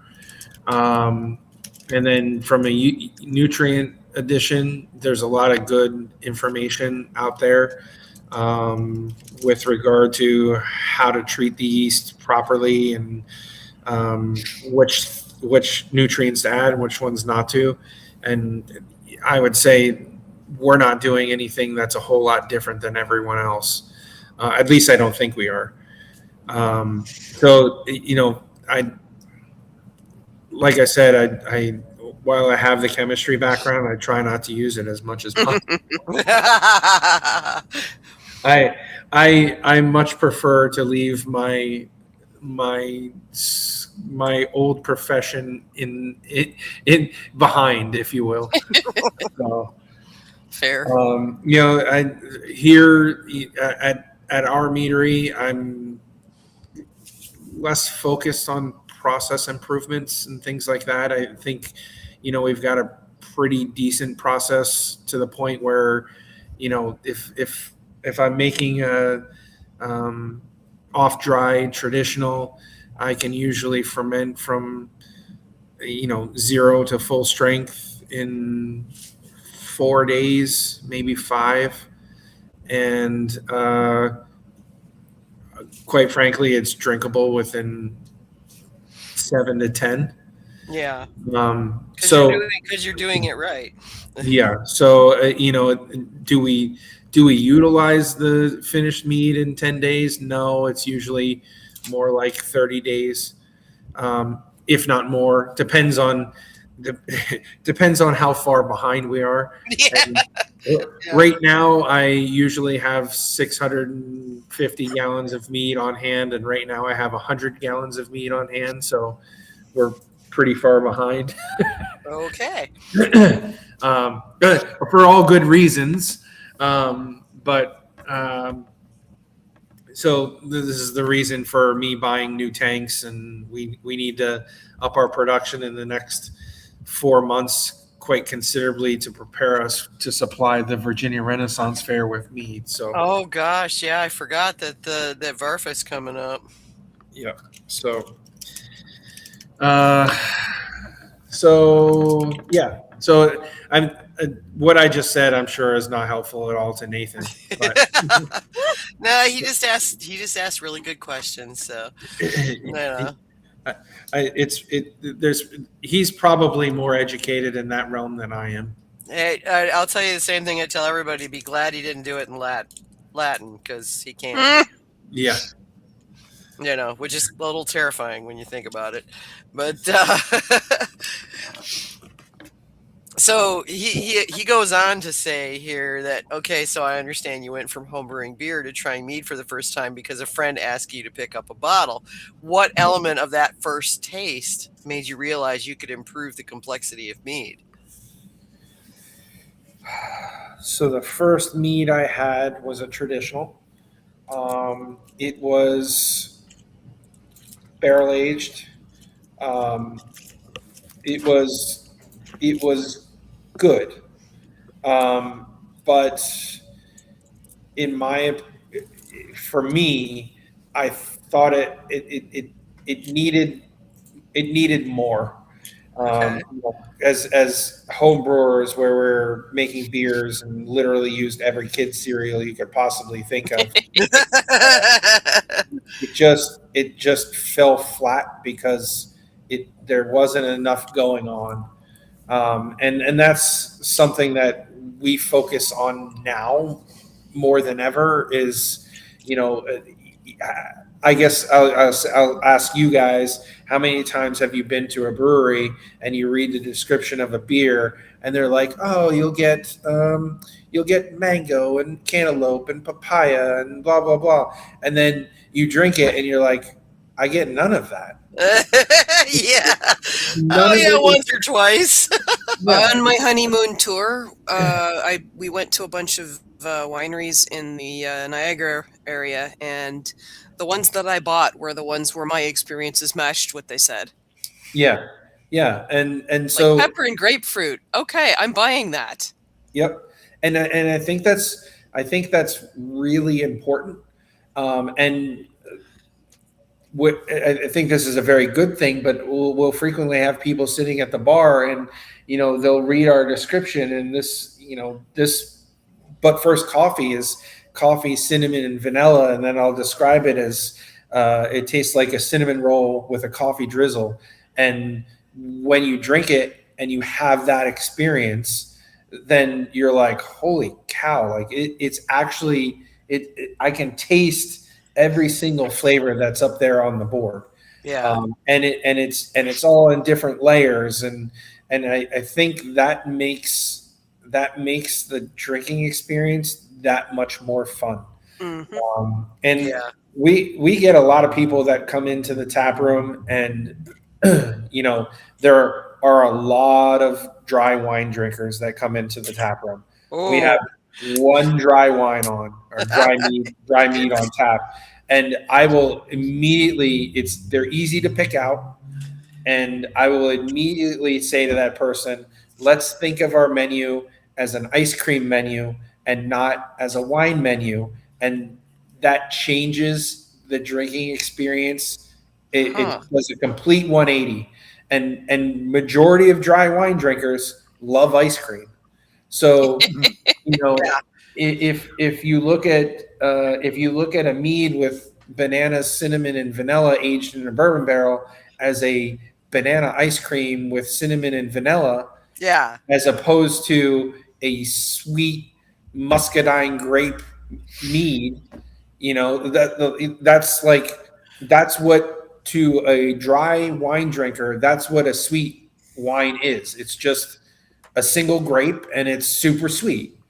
And there's very little complexity because it's a single grape and it's super sweet. But if you can do all this other stuff with a mead, which we can, we're in the business of converting dry wine drinkers into sweet mead drinkers. Yeah. So, um, Well, and so in my I've experience, heard that from a lot of other meadery owners, where they say Yeah. that people who profess that they love the dry wines often end up leaving with a bottle of the sweetest thing they've got. that Yep. happened. Yeah, that happened to me when I was doing a farmer's market for a friend of mine that owned a meadery. I did a farmer's market for him in Raleigh. He was up in the mountains, and people come in and it'd be like, well, okay, so what do you like to drink? Would be what I'd ask them, and they'd be like, well, we like red or white, we like dry. And I'm like, okay. So I had a spread going from a off dry, fortified buckwheat traditional, all the way up to a tooth numbingly sweet. It was good spiced mead. It was a Christmas spice mead, and then there was a range. It was like 6 meads, and they ranged from that off dry up to the tooth numbingly sweet. And 9 times out of 10, these people would go away with the sweet stuff, and I'm like biting my tongue, going, "Yeah, dry my ass," because they don't. I say, in my experience, the average wine drinker doesn't know what he likes, or she. I mean, they're like they're like, because everybody tells them, well, you should drink cabs or you should drink Merlots, and it's like, Or dry wine is a more sophisticated palate. Right? Yeah, you're fancier if you drink dry wine. And I'm like, try a nice Riesling. They're really good. And so those people would go away with the sweet stuff, and it just blew me away. And I was like, yeah, okay. I basically came to the conclusion that most people don't know what the hell they like. I mean, the fact of the matter is, I'd say I would say 9 out of 10 people, if there weren't any negative health effects, would choose a bottle of Coke over a water any day. Every single day, yeah. So, yeah, that's it's, if it tastes good, they'll drink it. It's just a matter of you got to flip the switch in their head to get them off of what they normally drink. What they think is right. Right. Yeah. I mean, that's a lot of it, is that their thinking is, oh, well, I'm not going to like that because it's sweet and it's not sophisticated, whatever it is, It's got honey in it. It has to be sweet. It has to be sweet. Have you tasted actual grape juice? Come on. Countless number of questions I've answered around that one. It's like, one of the best things we did in that regard is, we do have the 11 meads on tap, but we have one of them is considered a high roller, if you will, but the other 10 is our standard mead menu. So we do have a flight that takes you through all 10 meads. Nice. From driest to sweetest. And that, if I can get a dry wine drinker to do that, it really changes their perspective, because you have the dry mead, which is good, but in my opinion, boring. And then you get through the middle where a lot of the fizzes, carbonated stuff sort of sits. And then you get to the sweeter meads, and, taking someone through that experience really gives them an idea of the vast difference between all of the meads that are available here, but even all of the meads that are available elsewhere. So gives them an idea that, like, as much as there is different variations among wines, there's even more among meads, because you have so many different styles. Yep. Yeah. So let's see here. Okay, so we're gonna take a different kind of a different tack here. Another Nathan question says, you used to joke about having a meadery in your house with tanks in the garage and bar stools in the guest room. What was the hardest logistical hurdle from moving from that home setup to your commercial space in Midlothian? Ooh, I don't. We didn't really experience any major logistical challenges. All of the equipment was bought brand new. It was delivered to my house. I had a line of tanks out in my garage because I cleaned everything and prepped everything at home. And then we moved it in a moving truck, but that was relatively easy. I would say that one of the funnier things, I think my wife doesn't think, but that happened is I did a really good job as a home mead maker of keeping everything neat and tidy and just clean and whatnot. And there was one day where I was making a batch of black currant mead, and I was filling a keg. And so this is super old school homebrew style. I had a racking cane in the bucket of mead that was on my counter, and it was going into a one-way keg, and I forgot that the one-way keg was back pressurized. Oh And no! I pushed down on the Sankey tap, and it shot black currant mead to the ceiling of our kitchen. Oh no! Oh, no. Just so you know, black currant mead stains Really bad, yeah. stains really, really bad. Yeah. So that was the only time I had ever done it, and it was literally a week before we were moving to the production space. Of course. Of course, So, yeah. so that stain was there for 3 years. Oh my God. Yep. Yeah, So- well, the port I- wine stain I had on my foundation from the mead that spilled all over my kitchen lasted 5 or 6 years before it Yeah, finally Been faded there, away. done that. Yeah. Yeah. I think So we I all caught have. crap for that for sure. Yeah, we're Yeah, just for the record, raspberry mead also stains really bad. Sure. It's easy to make little mistakes too when you're filling. I don't know what you use for your fillers if you're doing counter pressure or anything like that, but if you forget to turn a valve off or something like that, and you go to remove a bottle, it's a poof. Everything's going everywhere. And you're wearing it. 100%. And I every now and then it happens in the tap room or in the production space. Yeah. When, like I'm talking to someone and I had a filling kegs and I forgot to shut a valve and I pulled the Sankey tap off and then there was mead being shot everywhere. Yep. Momentary Absolutely. distractions. Turn your Super back for easy. 1 second. Yeah. It's a lot easier to clean up when you have a trench drain, though. Yeah, I'll there's tell you that. Yeah, good Mhm. drain systems are a must. That's not so easy to come by at the home level, though. No. Floor drain in the basement's a little easier to do. Yeah, if I ever build that pole barn, it's going to have good drains. I'm just saying. Yeah, keep them up handy. I remember Oh, Ken boy. Stram saying that you're everything from the owner to the floor mopper and everything in between. Chief bottle Mhm. washer. Yeah. Yep. So, One more, yeah. Nathan, I think. Yeah, I think so. Looks like we completed the we kind of side stepped our way into the names one, but yeah. Right.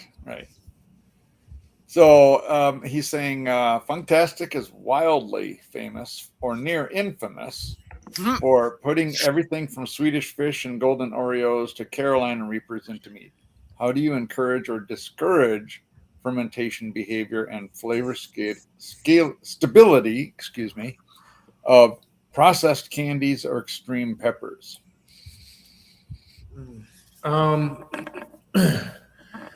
I think it's a matter of learning.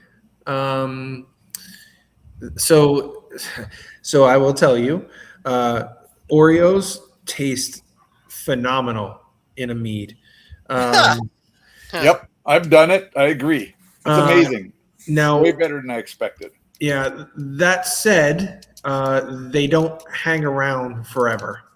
They definitely, that flavor definitely fades or homogenizes, however you want to say it, and it can you'll lose some of that sort of cool Oreo flavor over time.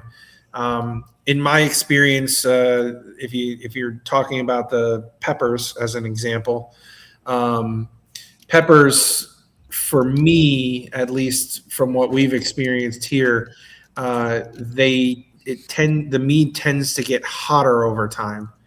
Okay, I'm glad I'm not the only one that's noticed that. Yeah. So and that's without the presence of peppers in the mead. There are some crazy people. Like, I have a really good friend that asks me to put a Carolina Reaper pepper in every bottle, which is insane. But it's just over time you kind of have to experiment and see which adjuncts taste the best initially, which ones hang around the longest, which ones homogenize more. So honestly, it's more trial and error. And I would say, fortunately for me, we were doing a lot of this crazy stuff as home mead makers 10 years ago.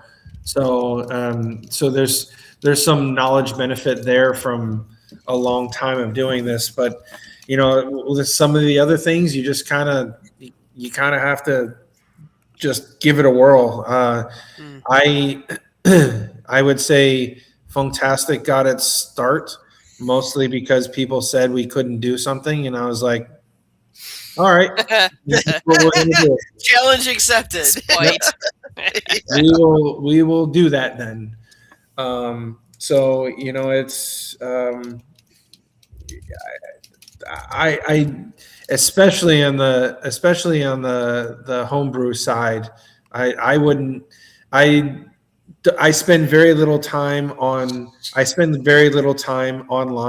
I'm not a fan of, for what it's worth, I'm not a fan of Facebook, or I'm a big fan of talking to people in person. I don't participate in any, good or bad, whichever way you want to look at it. I don't participate in any mead discords or anything like that, because for me, in my experience, there are way too many people that tell you can't do something. Oh, yeah. And you'll have a lot of people online that will say, someone will ask a question, and then someone will say you can't do that, and then that person won't do it. Yeah. I'd like to be the person that's telling you right now, if you have an idea, just do it. Yeah. Whatever it is, doesn't matter. The worst, from a mead making perspective, the worst thing that you can be out is some money and some honey. So, so I would encourage everybody to just do wild and crazy things, because you never know, something fun might come out of it. One of the things that we all get asked a lot is, how much of something should I add, especially for beginners, right? Because they don't know where to start. Yep. So how much cinnamon, how much nutmeg, how much Carolina Reaper, etc. How do you approach that when you're setting up a new commercial batch? Are you sneaking up on it and adding a little bit until you get comfortable with it, or what are you doing? Yeah, no, I think at this point it's pretty much you learn over time how much to add. I would say, in general, whatever you think it should be, use less. As an example, in a 20-gallon batch of the Cran Reaper, we will use 8 Carolina Reaper peppers for 2 days, and that's it. So it's much more effective than you think it would likely be. Oh And yeah. in that case, you're probably bagging it somehow and then pulling Correct. the bag. Correct. Yeah, you've got a fishing line or string or something on it, so you can Yep. easily get down to it. Yeah. Yep. So Yep. the So kind of typical thing that we would recommend to somebody beginning. Very similar process, even at a commercial scale. Yeah. Yes. Yeah, for sure.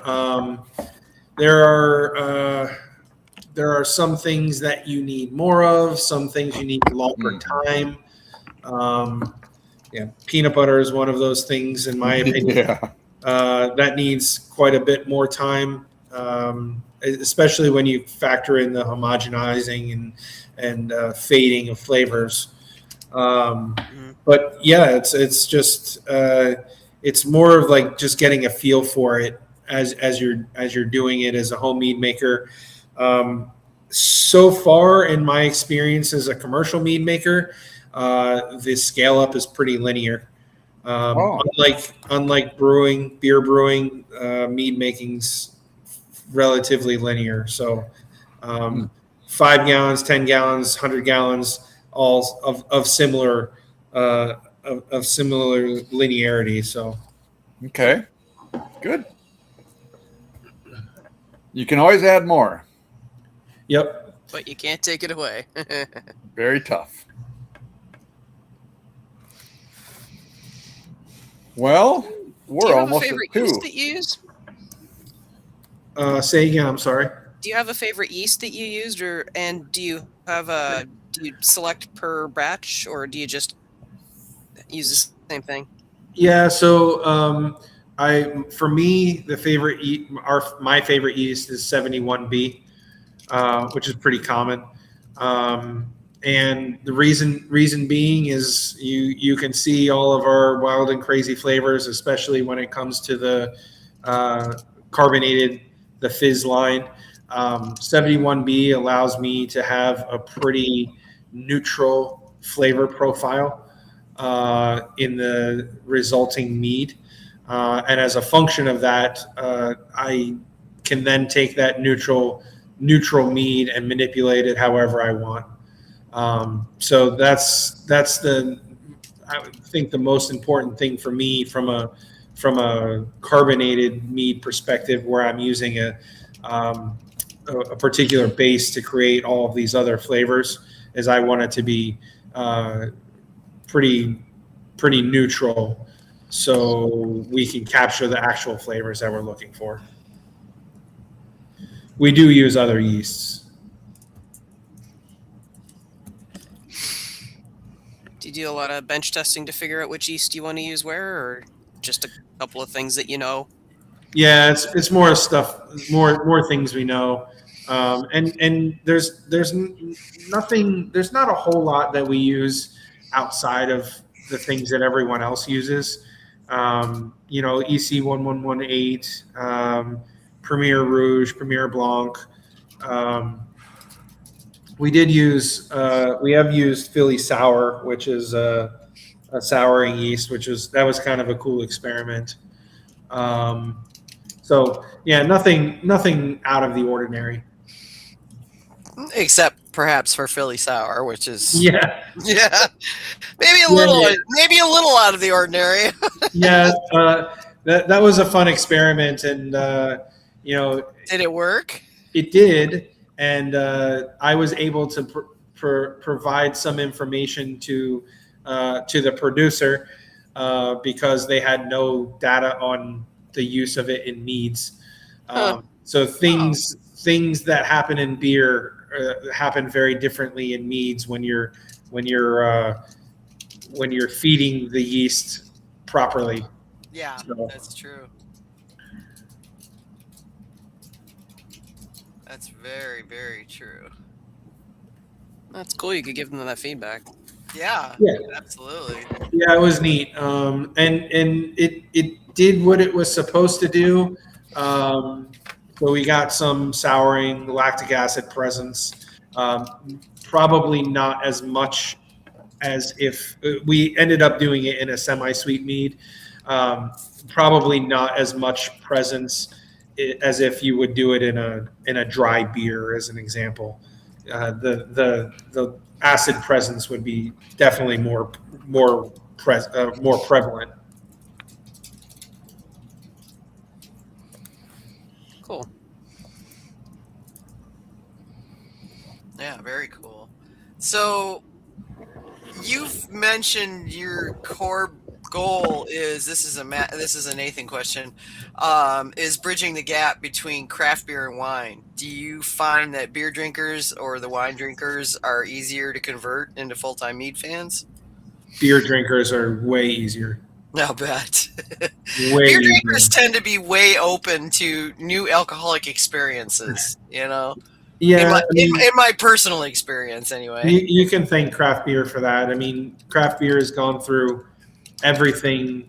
You know, it's gone through every single thing and back again. So you know, there's nothing that you can really make that would catch somebody off guard that drinks craft beer. The wine drinkers are definitely less willing to be risky. So Okay. Less adventurous. Yeah. Yeah, wine drinkers tend, in my personal experience, tend to be in a kind of a rut. You know, I mean, they've got a narrow focus and they're not looking outside that focus for additional beverages. It's funny you say that. We poured at the Virginia Wine Expo this past year. Okay. And, Is that the one that's up by Winchester? No. Royal? No, this is in Richmond. It's at the train station. It's okay. basically all Virginia wines. Okay. And there was a sommelier that came up to our booth, and he said, "I hate meads." And that's a hell of a thing for a sommelier to say. You know? Yeah. Well, really. Back to your wine drinker, right? And I was like, "Here, taste this." And he was like, "Oh, that's pretty good. Here, taste this. Taste this." And he tasted them all, and he said, "Those are all really good." I was like, "Those are all meads," and he refused to say that he liked the meads. It's just like it's like a part of his identity block. Yeah, it's like a blind prejudice in a way. Yes. You know, I mean, they basically are like, well, okay, this one was good, but meads suck. You know? And I will tell you, for me, sommeliers and BJCP beer judges are both the absolute worst people to judge me. Yeah, so. I would have to agree with you there. I've gotten lectured by people that were, those people. Look, it's a thing in its own, and if you can't appreciate it, or if you can't take the time to understand it in its entirety, then I don't think you should be making any comments. Right? Yeah, you should not be drinking, judging, or otherwise referring to mead in any way, shape, or form. Yeah, but it's hard because I there's probably a handful of legitimate mead judges out there.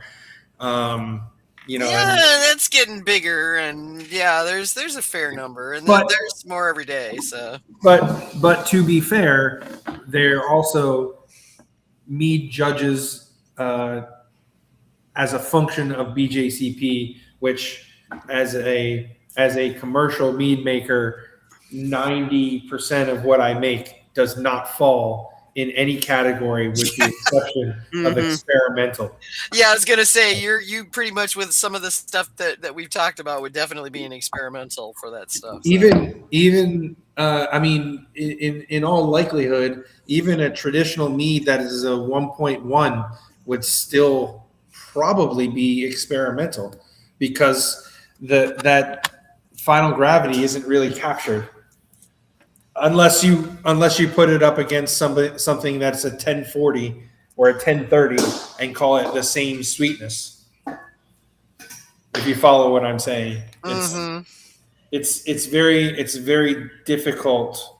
It's a very difficult judging parameter. Yeah. Yeah, that makes sense. I mean, you guys aren't doing I don't want to say traditional meads because traditional meads has its own connotation, but the standard. Yeah, I don't even know the word. You're doing unique stuff that doesn't fit into the predetermined categories as well as many would like. Yeah, and I would say what we're doing is becoming more and more popular. So with that popularity needs to come some change, if you will, maybe. Hopefully, yeah. I mean, we'll see. Yeah, mead resists. I've noticed that the mead world resists change almost as much as the beer world does. So yeah. Yeah, this was a function of the Funktastic Bottle Royale. Funk it, let's break the rules. That was the whole idea. Is let's do something where we don't care. What I want is something that tastes good, and I want something that a home mead maker would open their meadery with. And I would say this: we had 14 entries. I would have loved to have a lot more, but I think we had 14 entries, and 11 of them were not a traditional mead that was dry or semi-sweet, which tells you something about what people think they would open their meadery with, and what you'll see happen in years to come, I think. Yeah, I think we'll probably see some change coming. It's, again, it's something that is people resist. Yep. It's like the pastry stout thing. It happened, and then it's not as much of a thing anymore. It is at Funktastic every week. Well, yes, it is for you, but generally industry-wide, it's not quite as much as it was. So yeah, you're different, and in a good way.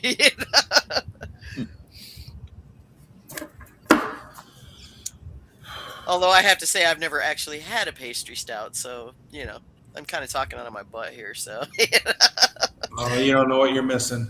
I'm not a stout person. So my husband's a stout guy. He likes porters and stouts. I'm more Belgian sours and fruit wheats are kind of my go-tos for beer. So Do you like chocolate cake? No, I don't actually. No chocolate cake? No. Do you like blueberry muffins? Yes, who doesn't like blueberry muffins? Man? Okay, see? Yeah. See, that exists. Yeah, I know, but it's still a stout, Yeah. So yeah, I will try pretty much anything because you never know. I've discovered a lot of things I like for trying things that I didn't think I would like. Coffee meads, didn't think I'd like them. I love lots of them. Beet meads, okay. Anybody who's ever listened to me knows I hate beets. But by gosh, if I didn't have a beet mead that I really liked, there's been so many meads that I didn't think I would like, but I did. And I try all the stouts and everything when my husband Adrian is over on the stream chat, and he's currently drinking a 14.2% coffee stout. Yeah, my husband, whenever he gets his stouts or porters, we always trade taste, to see who likes what. And he makes faces at the sour, and I tell him that the stout is good. He doesn't like sours at all. But honestly, my favorite coffee ever my favorite beer ever is a coffee porter. Okay. Yeah, see, I'll drink them. It's just not my go-to. When we were at the homebrew festival and we were hitting the different stands and drinking different beers, I was leaning more into the Belgians and sours. While my husband was getting porters and stouts. So it's a thing, But and that speaking of beer, okay, so another Nathan thing. So it says. The double down bet. You decided to launch the Funktastic beer offshoot after going through a corporate interview process and realizing you'd rather go all in on your own I don't know where he gets this stuff. You'd rather go all in on your own company if you didn't get the job. So how did that pivotal moment shift your business strategy?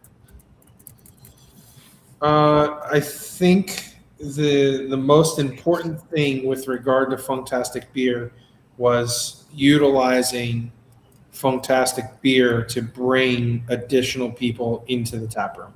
That was the most pivotal reason to offer beer. So that in doing that, we opened up the tap room to more people. Certainly had groups of people that we had come in and say, hey, we were thinking about coming here before, but we didn't because there's one guy in our group that doesn't like Meads, and he was like, I'm not going to the meadery. So now they could come in because that one guy can grab a lager or an IPA. Right. So that I think was the most important part of the addition of Funktastic beer. Not to mention that I'm a huge beer nerd, love beer, and so it's a little selfish as well. But just adding to allowing, giving us something for everyone. That was a key component to it. So. Okay. So you're contracting the beer, right? Yeah. So we've got multiple breweries that are friends that we brew our beer at. The stouts, as an example, the stout is brewed in it's a 20 barrel batch. And then we take from that 20 barrel batch and then adjunct everything within the tap room or within our production space. So sours, more or less sours and stouts are brewed in house, and then everything else is contracted. Okay. So how do you ensure your signature funky style when you're using somebody else's system? Because you guys do things a little bit differently than a lot of them. Yeah, it's the partnerships are definitely strategic. Let's put it that way. It's not just, we're not just brewing anywhere. So just the making sure that the locations that we're choosing have the right equipment, and also equipment that some others don't, in order to pull off some of the things that we're doing. Some of the stout is a good example of something that is done far and few between within the industry. So, okay, that makes sense. Okay, so going back to your distribution and whatnot, so you're shipping to places like the Netherlands, Germany, South Korea. What? No, none of those places. Okay, all right, because that's something Nathan had put in there. So apparently you found that somewhere. So the mead ends up there. Okay. You're not getting it there, but somebody is. Yeah, for sure. We've distributed in China. Wow. We've distributed New Jersey, North Carolina. China, New Jersey. Yeah, China, New Jersey, South Carolina. South Carolina. North Carolina. Let's see here. We've done Nevada. I think that's New York. Okay. So it's been around. Yeah. Sounds like it. And it's all small. It's all small distro stuff. So. Oh yeah. Well, I mean, you guys are a nano, so yeah. You wouldn't exactly be shipping pallets of the stuff over there. Yeah, there's definitely a good mead scene in general, especially for unique things, and so it ends up other places. Okay. So are you sending directly to China, or is that going from you to a distributor to then they do it? Or yeah, so it goes from us to a distributor, and then Okay. it's distributed in China to various retailers. Okay. Is that complicating your, like navigating the regulations and whatnot? How does that? No, so that's all handled by the importer. Okay. So once it leaves our hands, it's essentially in their responsibilities. Gotcha. Okay. Well, that makes sense. Yeah. Yeah, I don't know where he got Netherlands, Germany, and South Korea, but it's Nathan. He finds stuff. So I know that the Meads are there. yeah, yeah, they certainly are. You just didn't send them there yourself. Right. Yeah. Fair. And so it's interesting because some of those countries have different rules. So as an example, like somebody could I don't know, go to a meadery, buy bottles, and then bring them there and sell them. It's not the same as the U.S.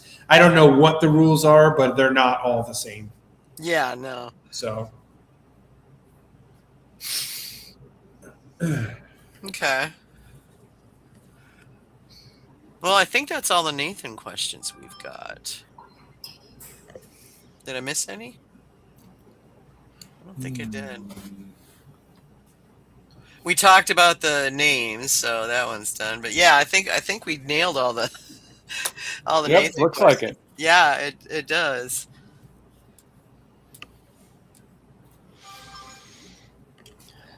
So that's pretty cool. Guess we should let you get back to your life then. Yeah. Yeah, we're keeping you up late and you got to work tomorrow. Yeah, I'll be back bright and early. We've got God. rolling, so Yeah. What time do you typically get into the brew space? it depends on the day. But tomorrow's tomorrow's 9 a.m. It's a pretty full day tomorrow. We're kegging and bottling, and we've got intermediate steps for meads that we just started today. So Okay. Well, luckily, nothing you have to pay attention to. So Yeah. yeah, I mean, if it goes wrong, and we'll just call it something crazy and be like, yeah, we did that on purpose. Yeah, definitely. It was like we did that. Yeah, that was intentional. Yep. We meant that. Could always just name one happy little accident. You're right. Got a few of those things you can't repeat, but boy, were they good. I always try the ones that's only happened a couple of times, and I always try to repeat them. And have you succeeded? So far, so good. I actually, one of those happy little accidents I started today to try to repeat. So we'll Nice. see how it goes. All right. Well, good for you. I know there's a couple I've done that are absolutely going to be impossible to do that with. It's, I mean, I'm taking notes is definitely the most important thing. Absolutely. Yeah. You know, so like- many times I've said that to people. It's like, you got notes? Well, no, I don't. Why? Yep. That's where the lab training helps. Yes. is Yes. taking notes. Yes. Documentation. Every single recipe is an Excel spreadsheet, and I've got it makes things much easier. And if I know something went wrong, then I know where it did and that kind of thing. So Yeah. No, I hear you. I think that's it's worthwhile to try, to get that, where you're going. But this is cool. Now I want to, it's like I've been back to Virginia since I moved up north, but I'd like to get back down there. signed our lease extension, so we'll be here another 4 years. So Okay. So I got Now a you got a window of timeline. opportunity. Yeah, I got a window of opportunity there. Yeah. yes, Well, this is cool. I appreciate it. Thanks so much for coming on. yeah, no problem. Yeah, thank you. We'll let you get back. You got to get a little sleep before you have to go back into the slog in the morning. Yes, I do. Yeah. But yeah, thanks very much. Thank you for having me. I appreciate it. Yeah, It glad was to. fun. Thank you. Yeah, it was. If you guys ever have any questions or want to talk more, just let me know. Oh, we absolutely will. Thanks. Appreciate Yeah. it. Alrighty. All right. Thanks, man. Okay, Take so lots of stuff coming up. Let me see here. August 27th, Valhalla Meadery in Bozeman, Montana has a meadery jam. August 28th, Brimminghorn Meadery in Seaford, Delaware has Jellyfish Boneyard doing live music. It's a really interesting band name. August 29th, Grimsby Hollow Meadery, Middleville, Michigan is having their 7-year anniversary party. August 29th, Finland Meads, Murchison, Texas has the Sherry Booth Encore live music. August 29th, Hive Mind Mead and Brew Company in Caldecott in the UK is having an August party. East Side Kings and Carroll Caravan live music and South India street food burgers. I didn't even know they had burgers in India. August 31st, What's on Tap Keller in Keller, Texas has Mead Mondays. September 1, Honey Tree Meadery in Nashville, Tennessee has Writers Night and Open Mic. September 1st, Second City Meadery in Chicago, Illinois has a mead tasting with 9 different meads to taste. September 5th, the Colony Meadery in Bethlehem, Pennsylvania has Smooth Retsina Glow live music. September 11th, Manic Meadery, Crown Point, Indiana is doing a paint and drink. September 13th, Brimminghorn Meadery, Milton, Delaware, their other location, has Mead, Merchants, and Music, so a whole festival going on. September 26th, Rohan Meadery, LaGrange, Texas, has the Rohan Meadery Experience. It's actually a group bus ride to the meadery, and then they're doing all these different things, and it sounded really interesting. October 8th, White Bear Meadery, St. Paul, Minnesota, has Mead, Myth, and Music. October 10th, the Michigan Mead Cup is October 10th, and entries are now open. So Michigan Mead Cup, I think it's michiganmeadcup.com. Go check it out and get your entries in. October 24th, Jaybird Wines in Cambridge, Minnesota is having a Hallow Mead. And then October 17th, there's a brand new mead-only competition in Maine, the Dirijo Cup. If you're available, want to judge or volunteer, get signed up. Kevin's going to be going. I am, as is Kyle Ducharme and a few other people we know. Yeah. It's going to be fun. And Kevin's pushing for a bottle share. So. Oh, that's already on the menu. That's not. Yeah. Don't have to push anymore. We know it'll happen. It's just a question. Done deal. Okay, good deal. So, and of course, support your local meadery. Even if you don't have a local meadery, support meaderies and go to shopmeads.com. You can get mead from all over the country there. They ship to 42 states, unfortunately not including mine. But luckily, you have friends. I have friends in adjacent territories. Yeah, so it's a good thing. Yeah, yours I can get to. The other adjacent territories on the other side of a country line, and that could be a problem. So, yeah. And as always, if you want to get your event on Got Mead Live, let us know at gotmead@gotmead.com. And upcoming, we were going to have